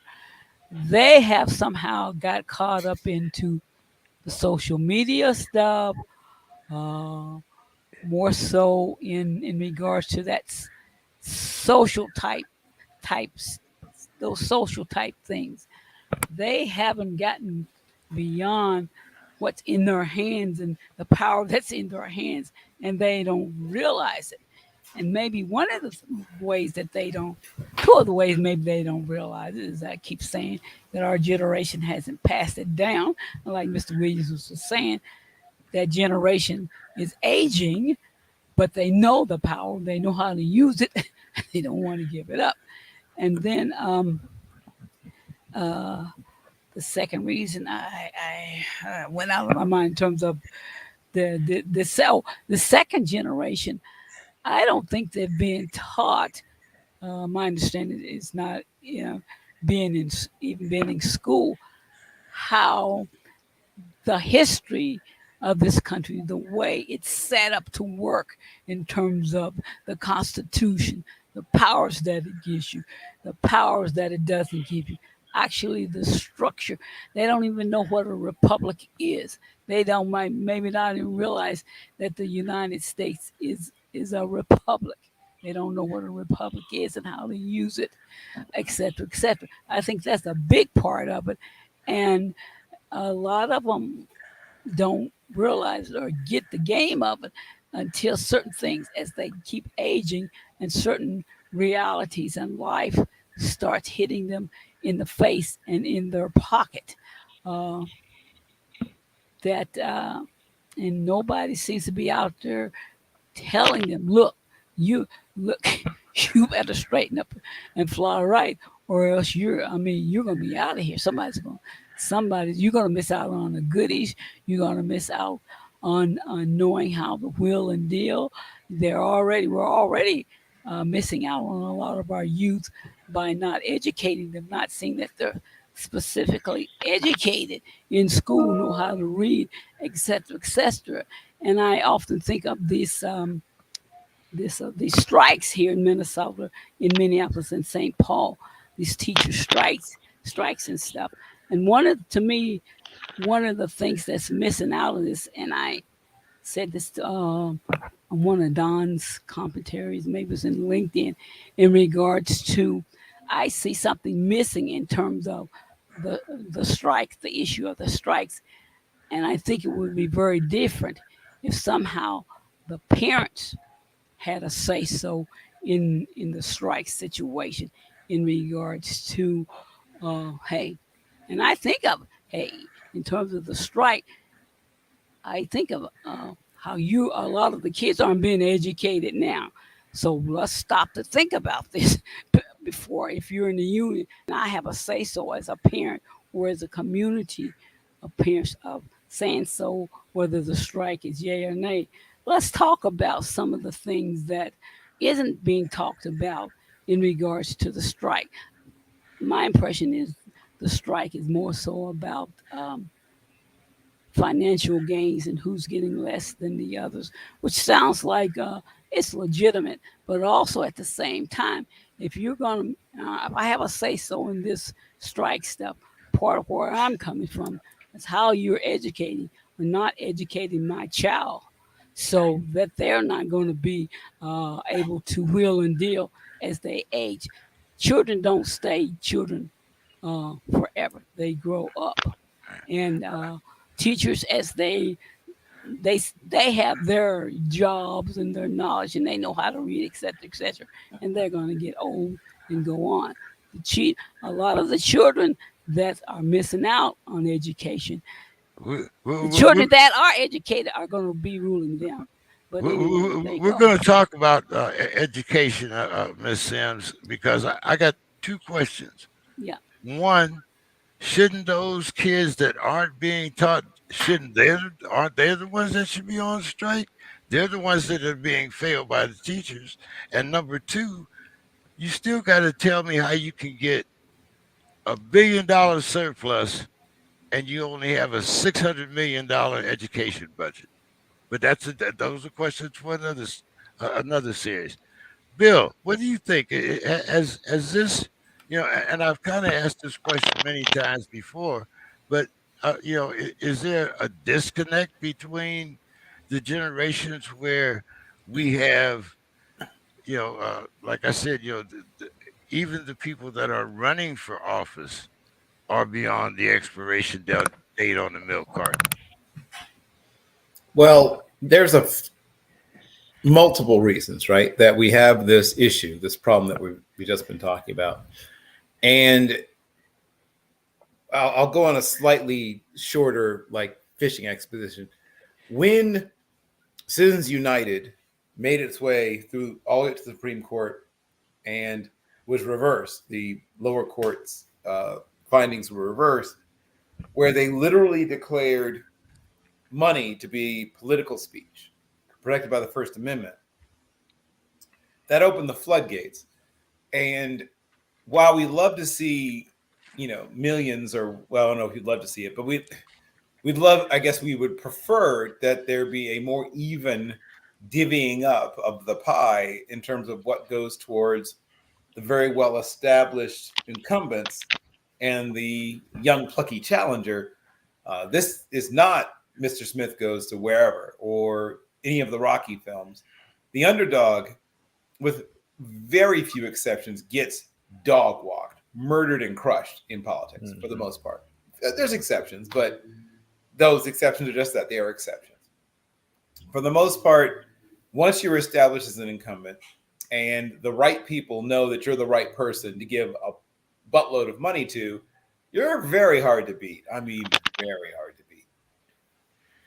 And once they basically opened the floodgates monetarily, it made it even more difficult. So the gravy train keeps running until you stop running, right? So what inducement is there if you're Dianne Feinstein, or if you're, finally, eventually, some people do actually, die. But I mean, look at, amongst the others that sort of stick in my mind, there have been people who have spent 6 and 7 decades. I believe the record, I might be wrong on this, but I think the record was, if it isn't still held, it was held by what's his name from South Carolina, who's combined Senate and Thurman, Strong Thurman. Strom Thurmond, right? I think it's combined between Senate and the House. I think he was 66 years or something. It was over 60 years he served, right, between House and Senate combined together. The man ran as a vice presidential candidate for the States' Rights Party, which was basically Confederacy, in 1948. And, we have a situation where there is no inducement for someone to leave simply because they're too old to do the job. There's no inducement. There's no reward stronger than the reward they get to stay, right? The reward for leaving is, thank you so much, here's a plaque or whatever. And now the lobbyists are no longer taking you on junkets and expensive lunches, right? You're not being wooed. People like to be wooed, James. So once you don't sit on this particular subcommittee anymore, you're no longer the chairman of this or the chairwoman of that or whatever, people are less interested in you, first of all. Some people just like the attention, but then there's also all the Skrilla. So you're saying goodbye to attention and Skrilla. People like both. So even at the level of county, as you were talking about county sheriffs and things like that, you still have access to a lot of influence, Yep. Including, obviously all the court filings, all the things that, the process, that have to be served and court orders and all that stuff that passes through you, right? That's what the sheriffs and sheriff's deputies do, is these bench warrants and writs and all that stuff that comes down off of the county courts and from the county clerk's office goes to them. And so, yes, people know, particularly in certain industries, that you're a good person to know. If you're a shady landlord who's, cutting this, cutting that, cutting whatever, and occasionally tossing people out in the streets for invalid reasons, it would make really good sense for you to be really, really good friends with the county sheriff, who you can make sure sees it your way, when you're doing some of these things. So we have a system that makes it very easy to stay and gives you no inducement to leave. So why would they leave? Dr. Casey, I'm gonna give you the last word on this. I saw you biting your tongue when Miss Sims was speaking there, and but go ahead, Dr. Casey.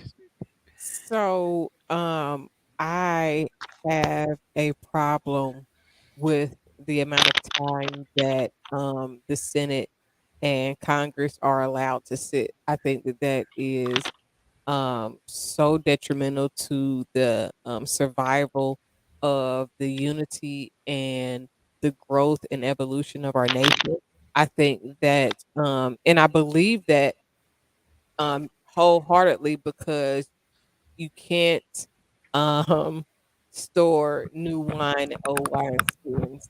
And that just simply means that we're trying to build a nation and evolve a nation overall, not just with technology, but the compassion, the heart, the soul of the nation has to grow as well.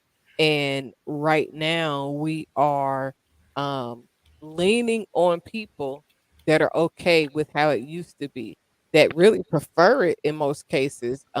So I think that that just sets us back overall.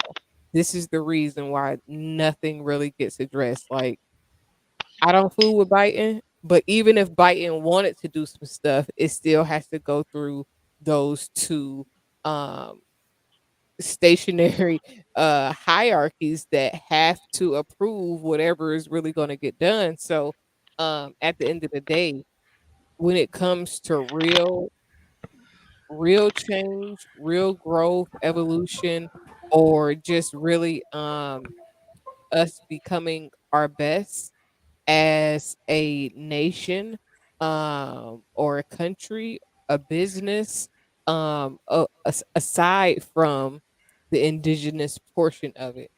It's really going to take for there to be change. Now, how do we produce that change when we don't have enough people informed to make those, to fill those seats, to make the right decisions? I don't agree that new meat is good and doing things the way things have always been done, or the playing politics. My real thought when that was said was F them politics, like that is the problem. People have been playing this game for so long that they only are playing the game. They're not really impacting or inflicting change. They're just playing the game. And as long as you keep playing the game, you'll keep getting the same results. It's almost like Christianity. As long as you keep believing the same exact thing, it's going to be another 50, 100, 200, 300 years. They still going to be waiting for Jesus, and people still gonna be in bondage mentally, spiritually, and deep within their soul. They're still gonna have unfulfilled purpose, and everybody's just gonna be like, "Well, that's what my grandmama and them that's what they did." So, and that's how generational curses continue on. I don't see a generational curse as just bad things though, or like something bad that happens. It is a series of decisions that are made and never addressed properly for people to actually learn from those series of decisions. So when you talk about the older generation imparting the knowledge, that is what breaks the patterns. It's not a curse, it's a pattern. It's like if somebody's relative sleeps with married men, until somebody addresses the fact that this is going on, or until somebody says, you know what, I'm not doing that. That doesn't sit right with me. It's going to be a decision that people think is okay because they've seen it done and nobody had a problem with it. So it's about addressing things appropriately, almost like what Will Smith did. You address it. If you address things head on, you don't have that repetitive problem. If somebody smacked the shit out of a bully, then guess what? That bully is not, they ain't gonna bully that person no more. They'll find somebody else to pick on. But sometimes that bully will change up. It's almost like when there were a lot of comedians that talked about Chadwick Boseman, as well as Tracy Braxton. And these are two people. And I remember being on a comment when Chadwick was still alive, like, man, I would hate for him to be sick. And then you didn't went and talked about him and he was going through something. Because I remember when I first got Graves' disease, I was down to 113 pounds. I was high school skinny. I don't never want to be that skinny again. But if somebody looked at me and saw me, they would think that something was wrong. It was. And people sometimes they take that for granted and they don't show compassion when something looks like it's wrong with somebody and they're really going through something. And that's what leads to Whitney Houston overdosing. Michael Jackson going through his medical ordeal that caused him to overdose. Well, that leads to like a Robin Williams who commits suicide or something like that. You get people that are in these positions, but they don't have an outlet. They don't see real change, and then they are left stuck in a position to where they feel like they don't have another way out, and then they explode. And for a lot of people, instead of putting that burden on somebody else, they'll try to handle it within. And it's unfortunate that that happens, but it goes back to addressing things head on and really doing that to make the change. Um, well spoken, well spoken. But Brother Williams, I really wasn't going to bring up the slap, but I got since a spin on that one. I got a spin on well, it. well, since Dr. Casey brought it up, and we spent a long time on it before when the show first opened up. My bad. My Uh, bad. but no, no, I mean, Brother Williams, what's your take on that? Because I mean, I grew up in the projects. Slapping me, I mean, go ahead. Yeah, I Well, talked about this all during the beginning. So go ahead.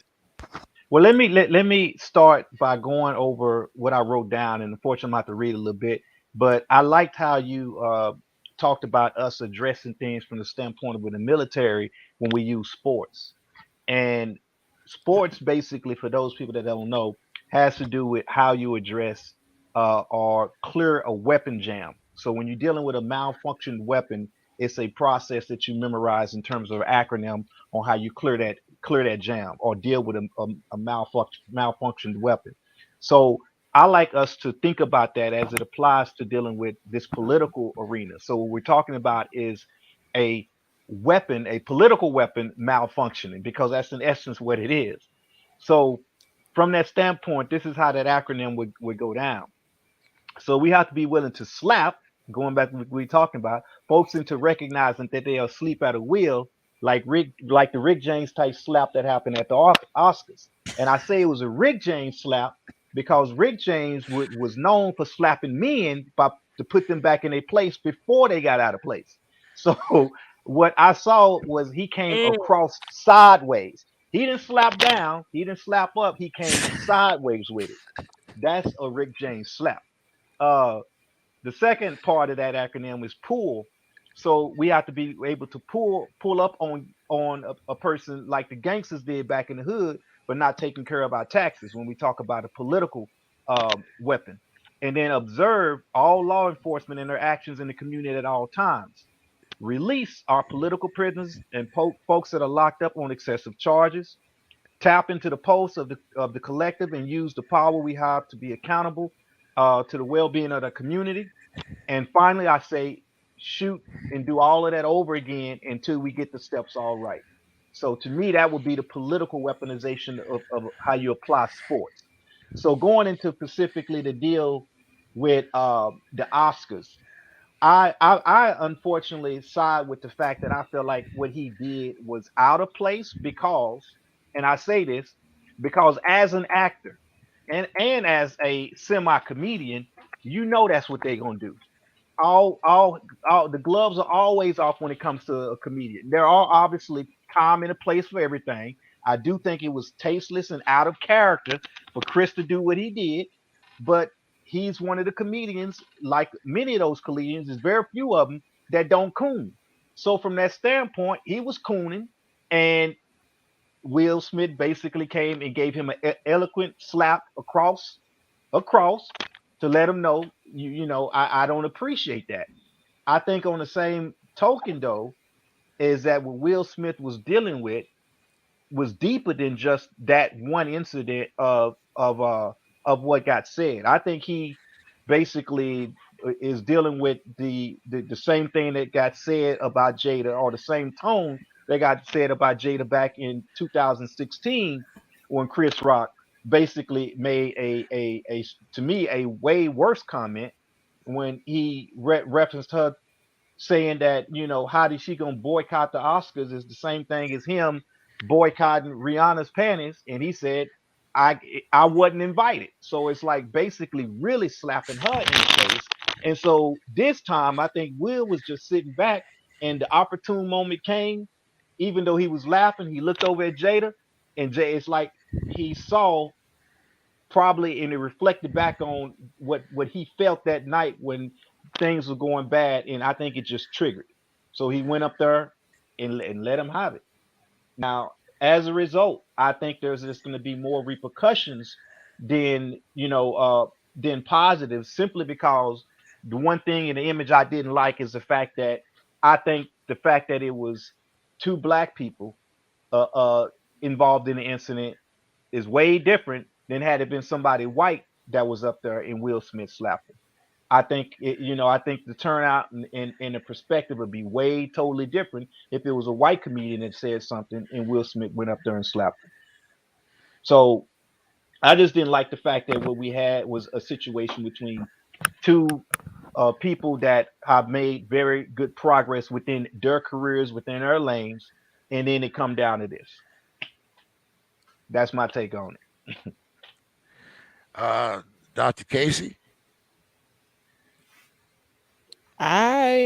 I mean, I think that um when you're in a situation like that, again, whatever you feel in that moment, that's the right feeling.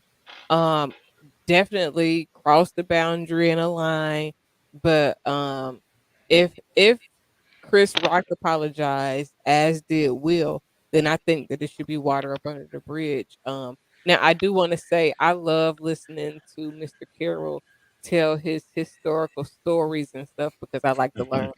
Um, but I just wanted to acknowledge that because James give you a hard time about your stories, but I be learning.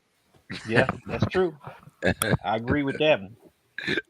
Uh, me and Bill go back a long time. We do our sports show together, and I mean, there is not one sports figure that we bring up where Bill doesn't know Don't their have a middle story. doesn't if he doesn't know their middle name, he knows what grade school they went to, how much how far they threw the ball in the punt, pass, and kick. Bill is That's that. That's Bill, a compulsive type of energy, but it's directed in a good place Dr. because he Casey, he used to be an officer. I'll leave it at that. Okay. Well, That's, I got that's, I got a I got a question real quick. I don't mean to throw us off subject, but talk since we were talking about politicians and y'all talk about sports all the time. Can y'all give me some background as to what Herschel Walker got to do with being a Republican as well as running for office? Well, What in the okay, hell is that? it works on more than one level. Now, we always talk about self-hatred, but Herschel is to some extent what would happen if self-hatred was a person. He has always sort of seen himself as separate, and they told him he was separate, right? So, similar to what happened with OJ, only like on steroids, perhaps maybe even literally, but he has been being told he's different, he's special, he's whatever since he was probably 12 or 13 years old. And he abused the living daylights out of his first wife, and that poor son of his. Oh, I mean, good God, I don't envy that poor boy at one iota.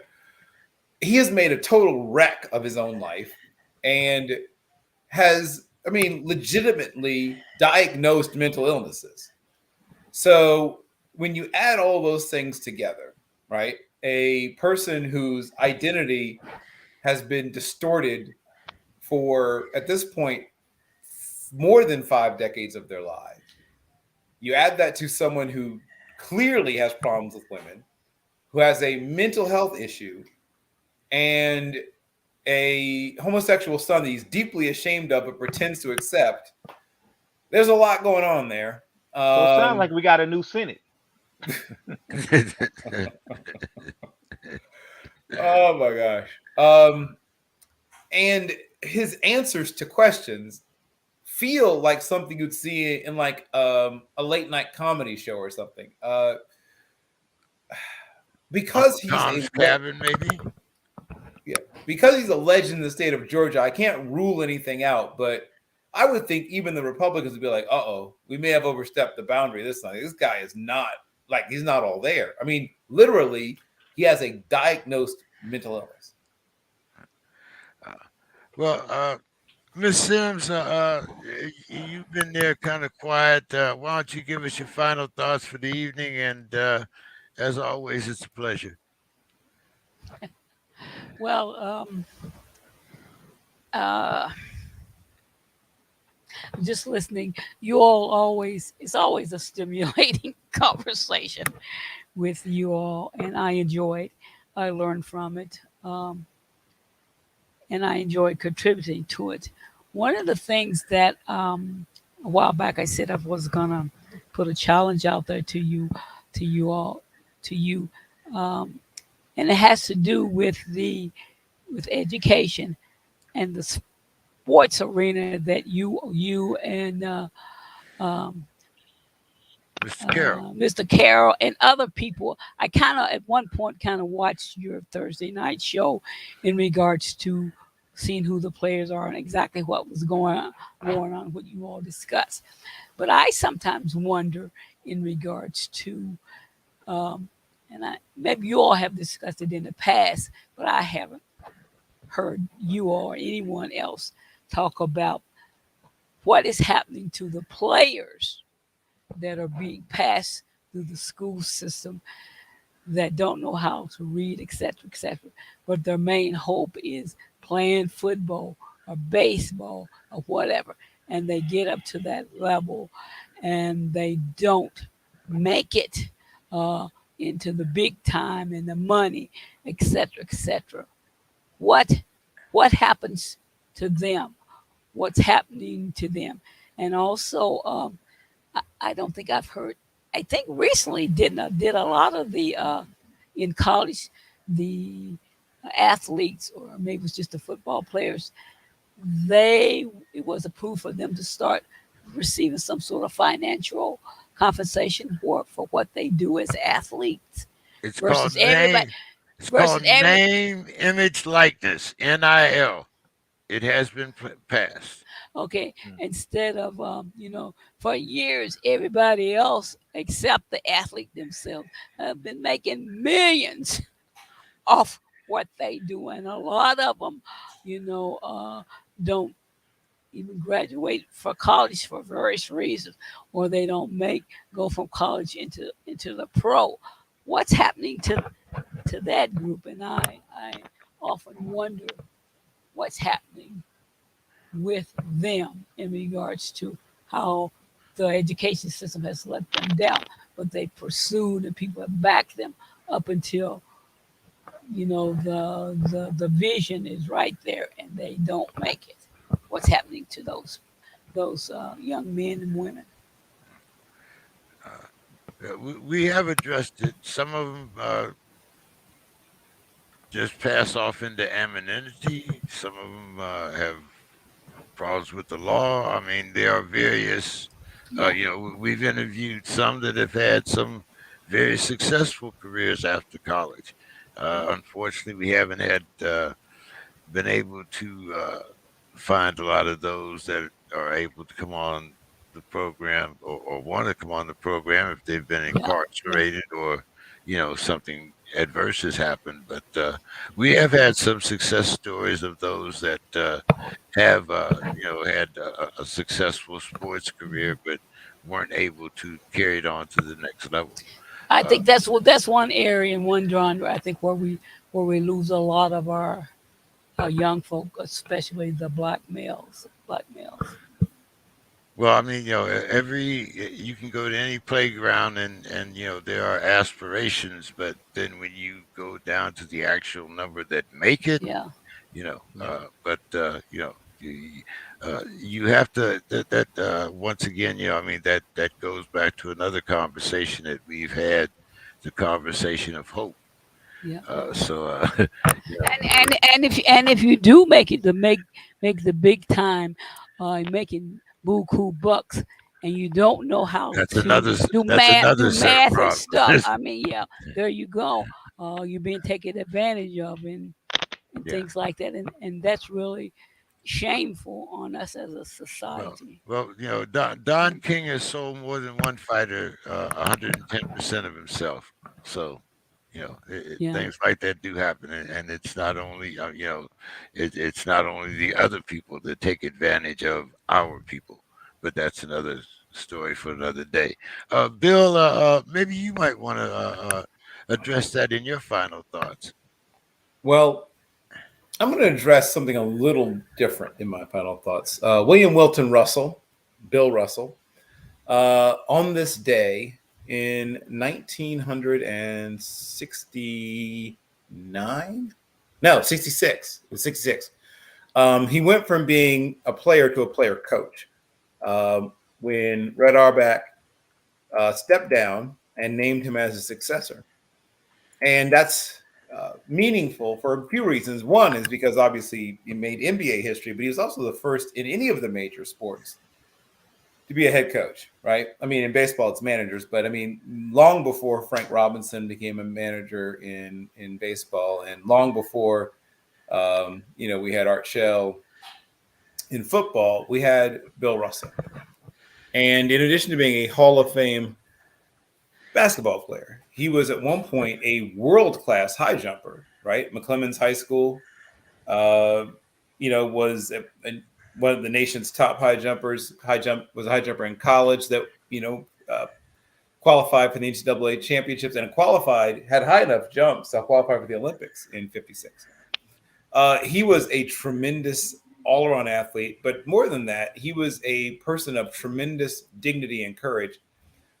Unlike many black athletes who suffered in silence up north, or up south, as El Malik El Shabazz would say, where Boston, despite its location, has a very strong and very violent history of racial segregation. I mean, we all remember the Pulitzer Prize-winning photograph of Theodore Landsmark, the attorney working on the busing desegregation case, being literally attacked with the American flag on the steps of the courthouse. I mean, you talk about something that explains America in a photograph. But when he took that position, when he was elevated to that position, one is it changed the game forever. You had this person who was proving that he's not just a great athlete, not just a great on-the-court leader, but he could coach well enough to win championships, which he did. He won a championship his final year there in Boston. He's also important, as I said, because he pushed back. Lots of other, of the players on those Celtics teams of that same era had bad incidents, had unpleasant incidents in the 50s and 60s with fans, with dry cleaners, name something. And most of them just, turned around and went home and that said nothing to anybody. Well, not Bill Russell. He was very strongly adamant that he wasn't going to put up with this. And if you were going to harass his family, if you were going to, mess with his anything, whether it be his car or his property or whatever else, we're gonna have a conversation about it and you won't like the outcome. So I will say this, in a place of sports where we talk now about athletes empowerment, but it's a very recent movement.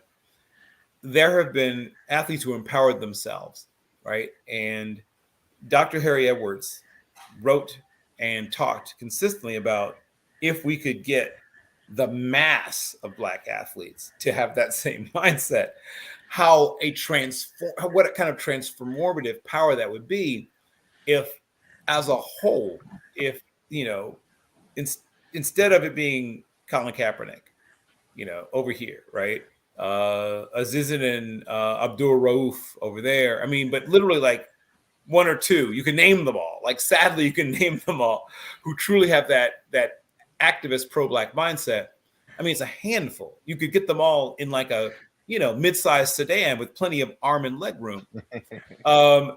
That shouldn't be the case. Like, you shouldn't be able to easily fit them. It's, like a decent medium-sized Cadillac. Like, we need to get to the point where thousands of athletes are empowered and focused and activists. And if that were to happen, that would be one of the things that would help to transform this nation. And that is my final thought. Dr. Casey, give us your final thoughts there.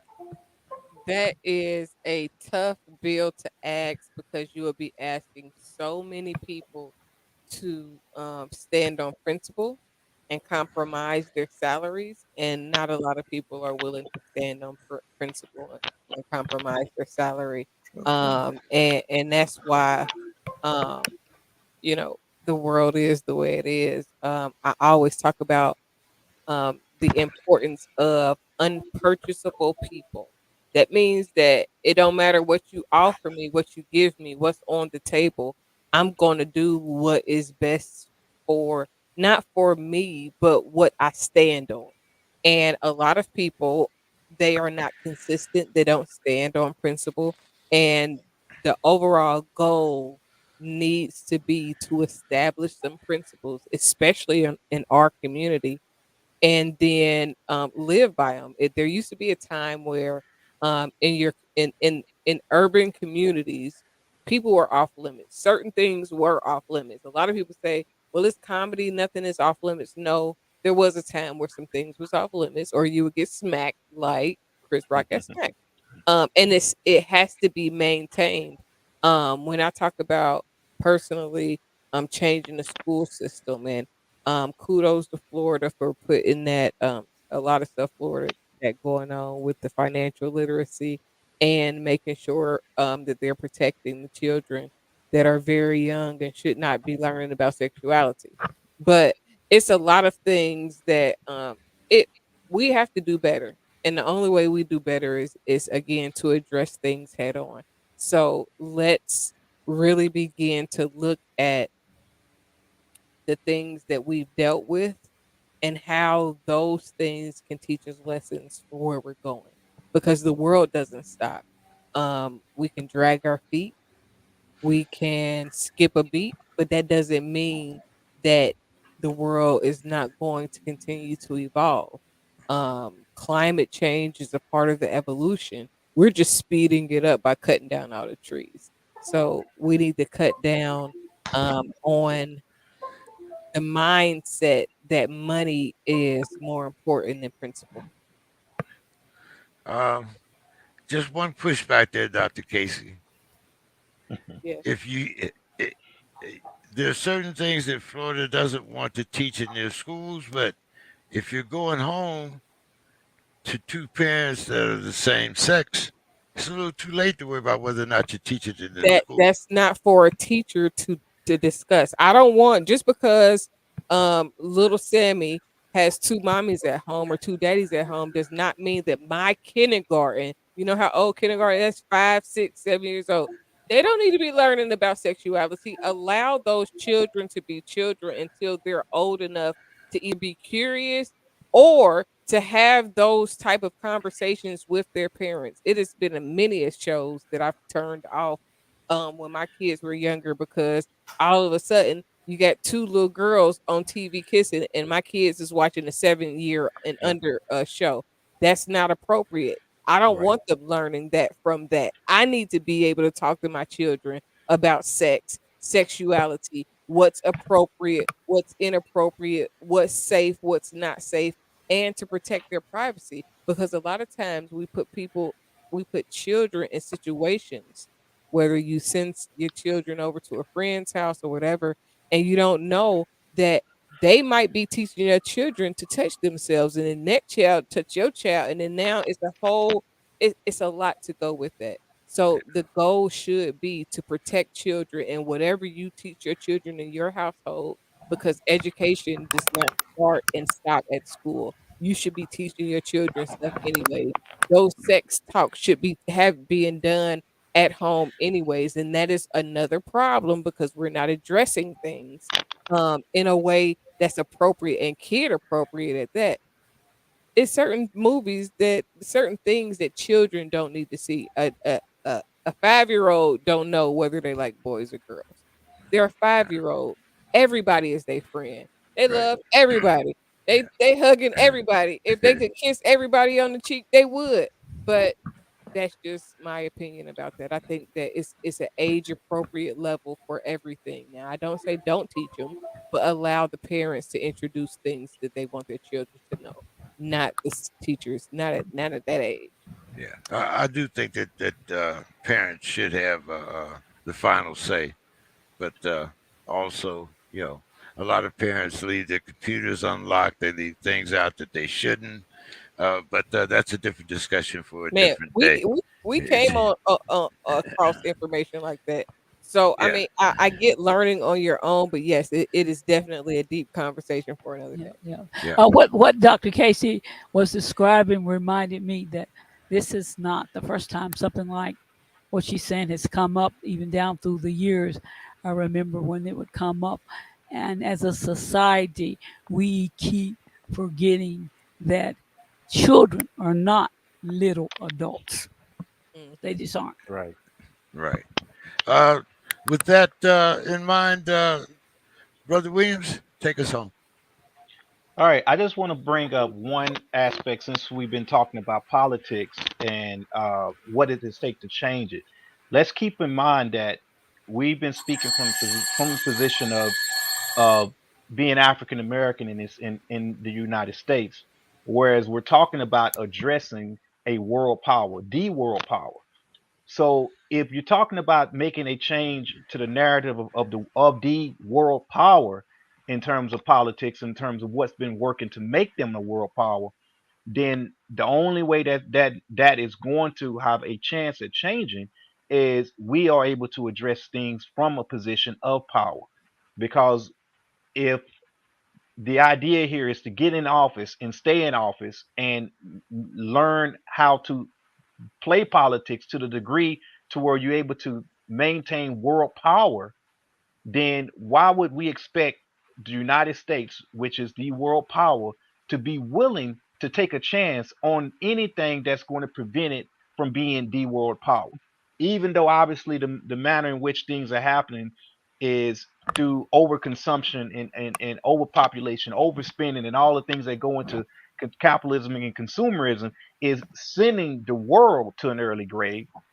The bottom line is right now, the generations that are in office, the generations that are running things, see things to the position to the point of, while I'm here, I want to maintain the level of incline in power that I bring to the United States. So when we're talking about addressing that, when we're talking about bringing younger people having younger people be more involved in politics, again, it's going to take the older generations to connect with the middle generations and the younger generations to bag them and to serve as what I always say within the black community anyway, that elder council that should be right there helping that younger generation move forward, as well as obviously change the perspective and dynamic to where it is not a end game to be a career politician. But if you're not dealing with a career politician, then obviously you leave room for error to be made because of young people running the government, whereas the government is all about maintaining that status in that position of empowerment to where they're not willing to let those kind of mistakes slip through the crack, especially with an influx of youth coming into office. Because now you have to worry about the dynamic of other countries attempting to take advantage of that. And the same thing the United States does, especially through the movements of the CIA, to where they constantly work to cripple other countries and other governments and keep them from ever gaining positions of power. Other countries are looking for weaknesses within the United States so that they can do the same thing. So when we talk about addressing power, we have to come from a position of power. And first and foremost, what is that going to take? It's going to take a younger generation that is willing to educate itself and willing to be able to, at the same time when you're raising children, at the same time when you're trying to get your finances together, and at the same time when you're building a household and you're growing, to also be willing to invest time in the community and invest time into a life outside of your immediate family structure. Which is why I say all the time that the individual, the family, and the community need to all be collectively embraced and built upon equally together as we move forward. And in that, with that mindset, the younger generation will see itself obligated to be actively involved in a political structure. Well, as always, great discussion. Look forward to talking to everyone again next Monday. And have a great week, everyone. Talk So to am you I the next week. only one that's seen no tattoos yet? Is it just me? Me, I gotta They say me. won't I ain't let it saw none. go, Dr. Casey. They won't let it Listen, go. Miss Sims, I put the tattoos out there because I got them. I didn't get them to hide them. So if you go onto my Right. Instagram, I do have a video where you can see my tattoos. It's speaking freedom. They just Um, she's I a love it. beautiful woman. The pictures are beautiful. The tattoos are beautiful, guys. Yeah. Just be careful. Don't step over the line. No, Miss Sims, honestly, in the settlements I will vouch for the pictures. in the That, sediments of that, the rap game, in the words of Drake and Future, I'm kind of used to this. I've spent my whole life being attractive, so I don't take offense to that type of stuff. And I grew up around a whole lot of guys and in the military, so But it's see, flattering. Military. There you I'm go. of the older generation, and I have a daughter, and I'm going to protect my daughter and my other women that I love and care about. Good. Guys, They're I'm here. harmless. Guys, you don't go over the limit. You have to deal with me. Don't go over the limit. Don't Fair go over enough. the Well, line. let's keep in mind who we talking about, Dr. Casey. Okay, Yeah, so yeah. her mind goes further than that beauty that you see in that's only skin deep. Very All right. good. and That's and right. that is why I have created I have 3 companies. One is to combine, that's Love Gaining Good Hair Group, and the play on words with Good Hair Group is not only are we attractive, sexy, and capable of fulfilling sexual desires, but we're also smart and educated. Yeah, yeah. So I really pride myself on being intelligent and not just being able to perform porn Right, star right, tricks. right. She's on top. She's on top of her game. But Hey. like I keep reminding James, even at his age, a mind is still a terrible thing to waste. And with that, we should be out. And with that, Miss Sims, so And is a with that, so is a body. Okay.